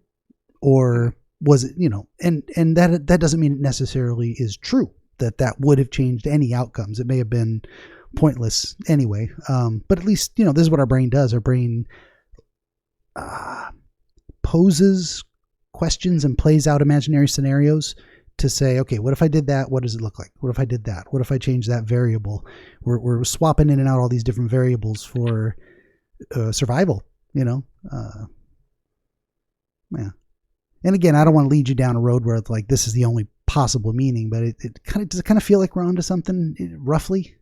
Yeah. Okay. Good deal. Yeah. And then why that, and the result. So the result of this, so the beginning of the dream, and then we've got this middle part. We're not really sure what to do with it. Why the snake? Why the elephants? Why why these animal creatures? This creatures that are not human at all, but behave like humans, creatures that are half human, that are supposed to be threatening, but they're not. And yet, there was actually, at the end of the dream, there's this, you accomplish a kind of freedom, and it's you're releasing someone else or a part of you, possibly, not latching onto either one. And at the very end of it is kind of the wide open road, so to speak, and a warm breeze, and you're not trapped anymore. You're on your way to somewhere else, or the freedom. Yeah, kind of a freedom. So there is something there. There's this like consideration of altering your approach to some. It could be to life in general, or at least to problem solving in a specific context that takes you down a certain path in your mind of playing out what that might be like. And there's a representation that it was successful at the end of the dream, that it accomplished releasing the captive, and you're on the road, and you've got these powerful machines. You're driving one, and it's a tractor, which, I mean, I should probably be asking you what your associations are, but just throwing it out there.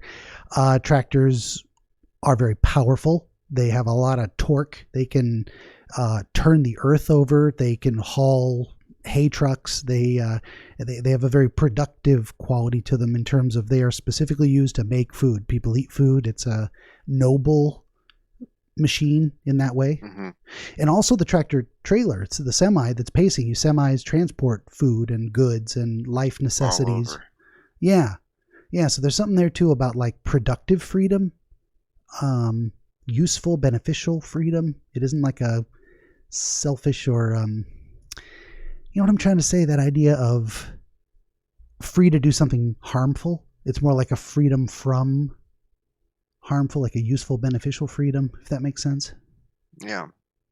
I don't know if you're having your own thoughts while I'm rambling about this arc of the dream as we're kind of seeing it. I don't know what the houses would be about though. Yeah. Yeah, yeah. No, that's good. That's a good thing. That's me asking you now about the Arc of the Dream brought that back to your mind, specifically the houses. And it was this kind of faux Edward Scissorhands, anachronistic 1960s neighborhood. But at And the also end the of the new dream, development at ones. the end of the dream, new development. And there's a sense of moving through time from the past to the present at the very least. You were released from this town where you were kind of trapped into this experience that you had to go through. And what is it to see, say, new houses? And the idea that you knew they were brand new. They had just been built recently is it's kind of like growing food. It's a very generative thing. These were created. You're not looking at houses that were recently destroyed or they're old and falling apart. You're looking at something that is it's new construction. What am I trying to say? What comes to your mind with that? You know what I'm trying to say, or do you? I mean, to me, the new construction is like, usually, I mean, exactly where the end of the dream took place. The new construction is in an area that was previously farmland and open fields, and I'm generally not a fan of, expanding developments. So this new construction had a feeling of encroaching on open space. In the dream, not really, but personally, yeah. Gotcha. Okay. It does suggest creation, building something new. Previously, say, idle, and otherwise idle space that is now generative in some way. I think I'm not using the right words for it, but yeah, but reflecting on it in your waking mind, like why would that be there? Were you heading towards it, or you were just passing by it? Yeah, passing by it. Passing by it. So if we went with the idea that in your waking life, you wouldn't generally be happy to see new developments in farmland, but you're leaving it behind. You're even leaving that disturbance, that unpleasant thing. You're warm breeze, looking ahead. You're looking at the boy and then the warm breeze, and the idea that he's riding on the hood. He's kind of going ahead of you. He's leading the way in a sense.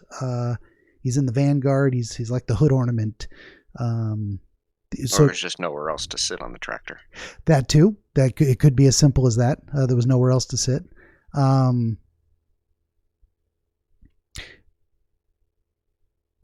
Yeah, to my mind, the idea of it being a vanguard, the idea of him being, you're driving, but you're heading in the direction that he's sitting.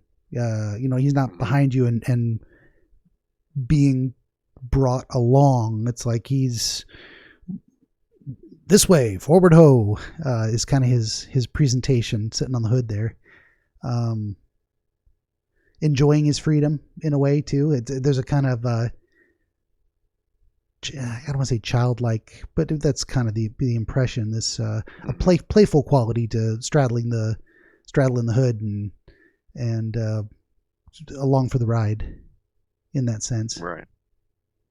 Yeah, I could play. I don't know if that idea of being playful, enjoying the ride.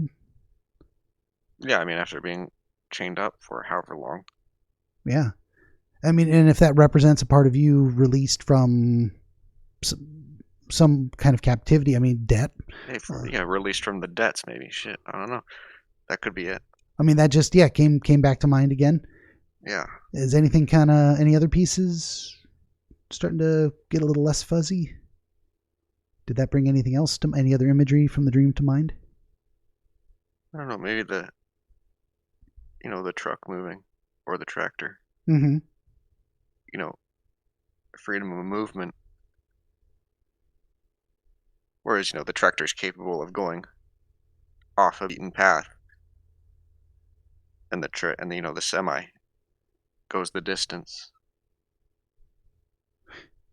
But it's kind of bounded by the roads too. The semi can't really go cross country, across farmland like a tractor can.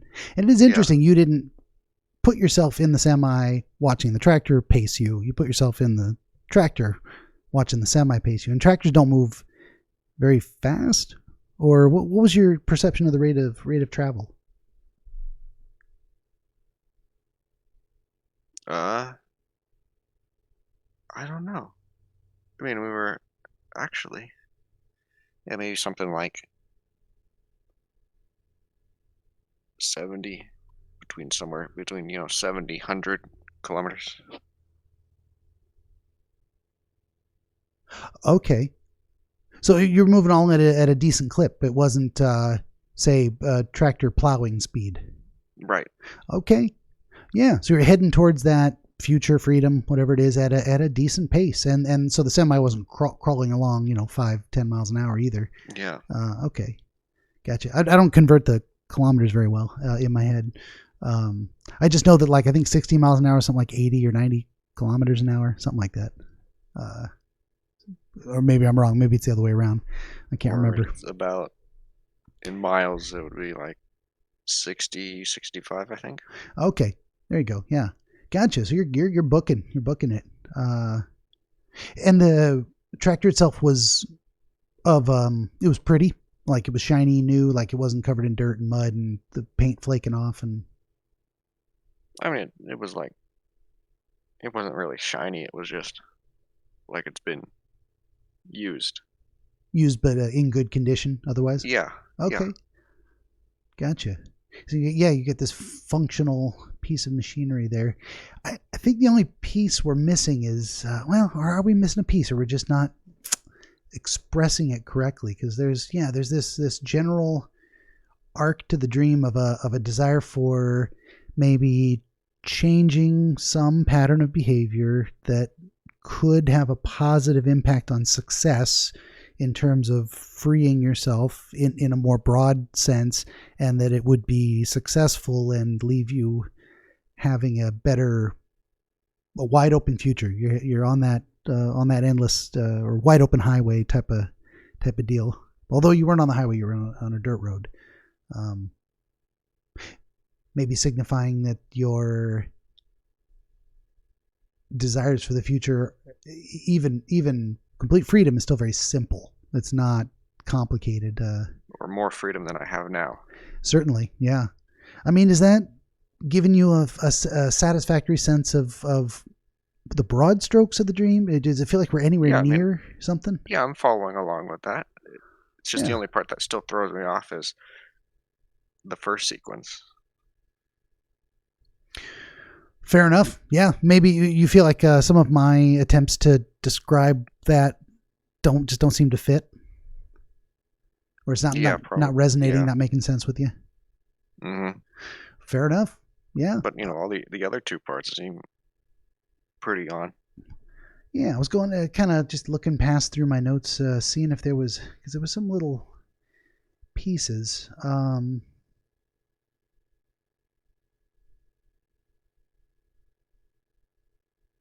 Oh, never mind. Yeah, I mean, or no? Go ahead. Yeah, correlating with with what you said, change to learn, discover more. Okay, yeah, that makes sense. Yeah. When I approached the group in the water. Yeah, that you couldn't get a grip on what was happening from a distance. You had to kind of go into it with the intent of wanting to know more and taking the action that would get you to that understanding. Yeah. There's something going on with that. Yeah. So it is interesting too. And I mean, we're just kind of going back over, like, we never really made sense of, like, why couldn't you see the anchor for the chain around the boy's leg? Like, the idea that your mind was representing it as something you didn't know what he was attached to. Right. You didn't know what was holding him back, or if it was actually attached to anything. You had no concept of where. You just assumed it was. Maybe there's something in that imagery too. And I love these kind of sudden inspirations when I get them, is the idea that if this is you and you're trying to free yourself from a burden, from feeling trapped, your brain might be trying to process the idea that you're not really trapped by anything. it's not attached to anything. There's no attachment point at all. You just have this feeling of being trapped, but there's no physical entrapment going on. It's not what it appears to be. There might be something in there too. I don't know if that resonates with you at all. Yeah, I'm feeling that. A little bit. Okay. Yeah. And that happens a lot too, is like our perceptual frameworks trap us. Like we can only see what we understand, if that makes sense. If we see something we don't understand, we then have to make sense of it, or we actually don't see it because we're not capable of understanding it. There's something going on there too. So yeah, anyway, I won't belabor that point, but that's maybe why, maybe it was anchored to something, but it's something you don't understand yet. So you can't see where the anchor is, or it's not actually attached to anything. It's just this feeling of trapped, when really there's freedoms right out the window. The task you needed to perform, the necessary task, had already been accomplished. And if this boy represents part of you that doesn't know he could walk out at any time because the chain's not attached to anything, and that's why he's telling you the snake man, and you're like, I'm the part of me that knows I'm already free, and let's go, let's do this thing. And then you take him out of there, you leave with him. I was also going to say too, the idea of the spit wads and the rag, that's very interesting too.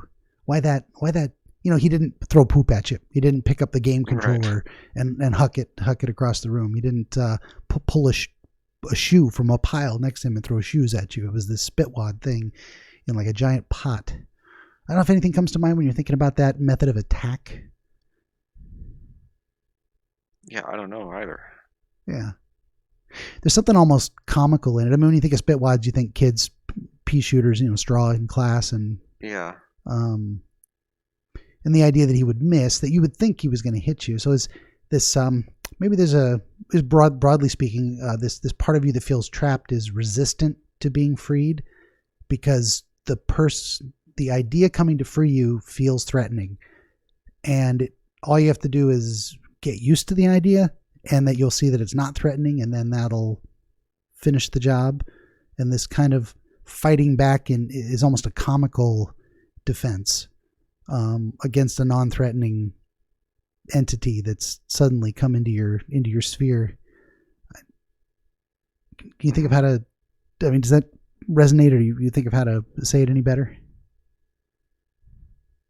No, you explained that pretty good. I wouldn't do a better job at it. Fair enough. Half the time I don't even know what I'm saying, whether it makes sense. It all depends on whether it makes sense to you. Yeah, because there's very often, parts of ourselves where we're like, we hang on to it. We hang on to our conceptions. We hang on to our understandings or ideas of specific things, and they're very, and we are reluctant to let them go, even if part of us, and then at some point, part of us starts considering whether we should, and then we start evaluating the evidence and developing a comfort level with whether or not to approach something differently to change our understanding or our belief structure around it. And then how we can, and that involves, what are the consequences? What's going to happen if I do that? Because you don't change things that are working. You only change things that are broken. So first you got to make sure it's broken. Then you got to figure out whether you're able to fix it on your own or you need help. How am I going to do it? What's the ideal fix to get a better outcome than I've already got? So a lot of, the processing we're doing in our dreams is exactly this kind of stuff. Trying to work through those what if scenarios so that our ideas can die and we don't in real life. Yeah. We'll do, whoops. That's all right. Any other elements of the dream kind of stand out to you as you want to take a second look at them? What do you think? Oh, not really. I mean, I feel like this whole thing, even though with the amount of sequences and all this stuff, the meaning you suggested is pretty consistent throughout the whole thing. Seems like it kind of the story makes sense. Yeah. Okay. That's a fantastic way to put it. I really appreciate that. You helping me express it that way, because that's honestly, I think that's what this whole dream interpretation process is like your brain's telling you a story that doesn't make sense. That's why you go to someone else and you say, what does this sound like to you? And then hopefully the other person, if they can get enough pieces and try and put them in the right places, you get a story that makes sense. Like, what is this about? What am I trying to understand? Yeah. I mean, right up until very recently in this process, I was like, I don't know what's going on. I don't know what I'm going to, I hope I'm not wasting your time, but I think we did it, huh? We got something. Yeah. I mean, it came after a bit of rattling doorknobs. There's a lot of doors and a lot of knobs, and you got to rattle them. You got to do it. You got to dive in there wanting to know. We did. We did it. Okay. Well, I'm going to go ahead and say the goodbyes then, and if you hang on for a minute afterwards, we'll wrap it up proper. Okay. Okay. Good deal. Well, yeah. I'll just say to folks watching, hey, that's another episode of Dreamscapes. Big thanks to our friend Zomo here from Utah for hanging out and hanging in there with me while I gave it my best. Just real quick before we go, I'll reach over here one more time. I got a couple of books. Hey, buy them so I don't have to do a real job anymore. And I've got social media links and other stuff down in the comments below. Like, share, subscribe, tell your friends. I really want to do this for a day job. And well, that's it. Thanks for joining us, and we'll see you next time.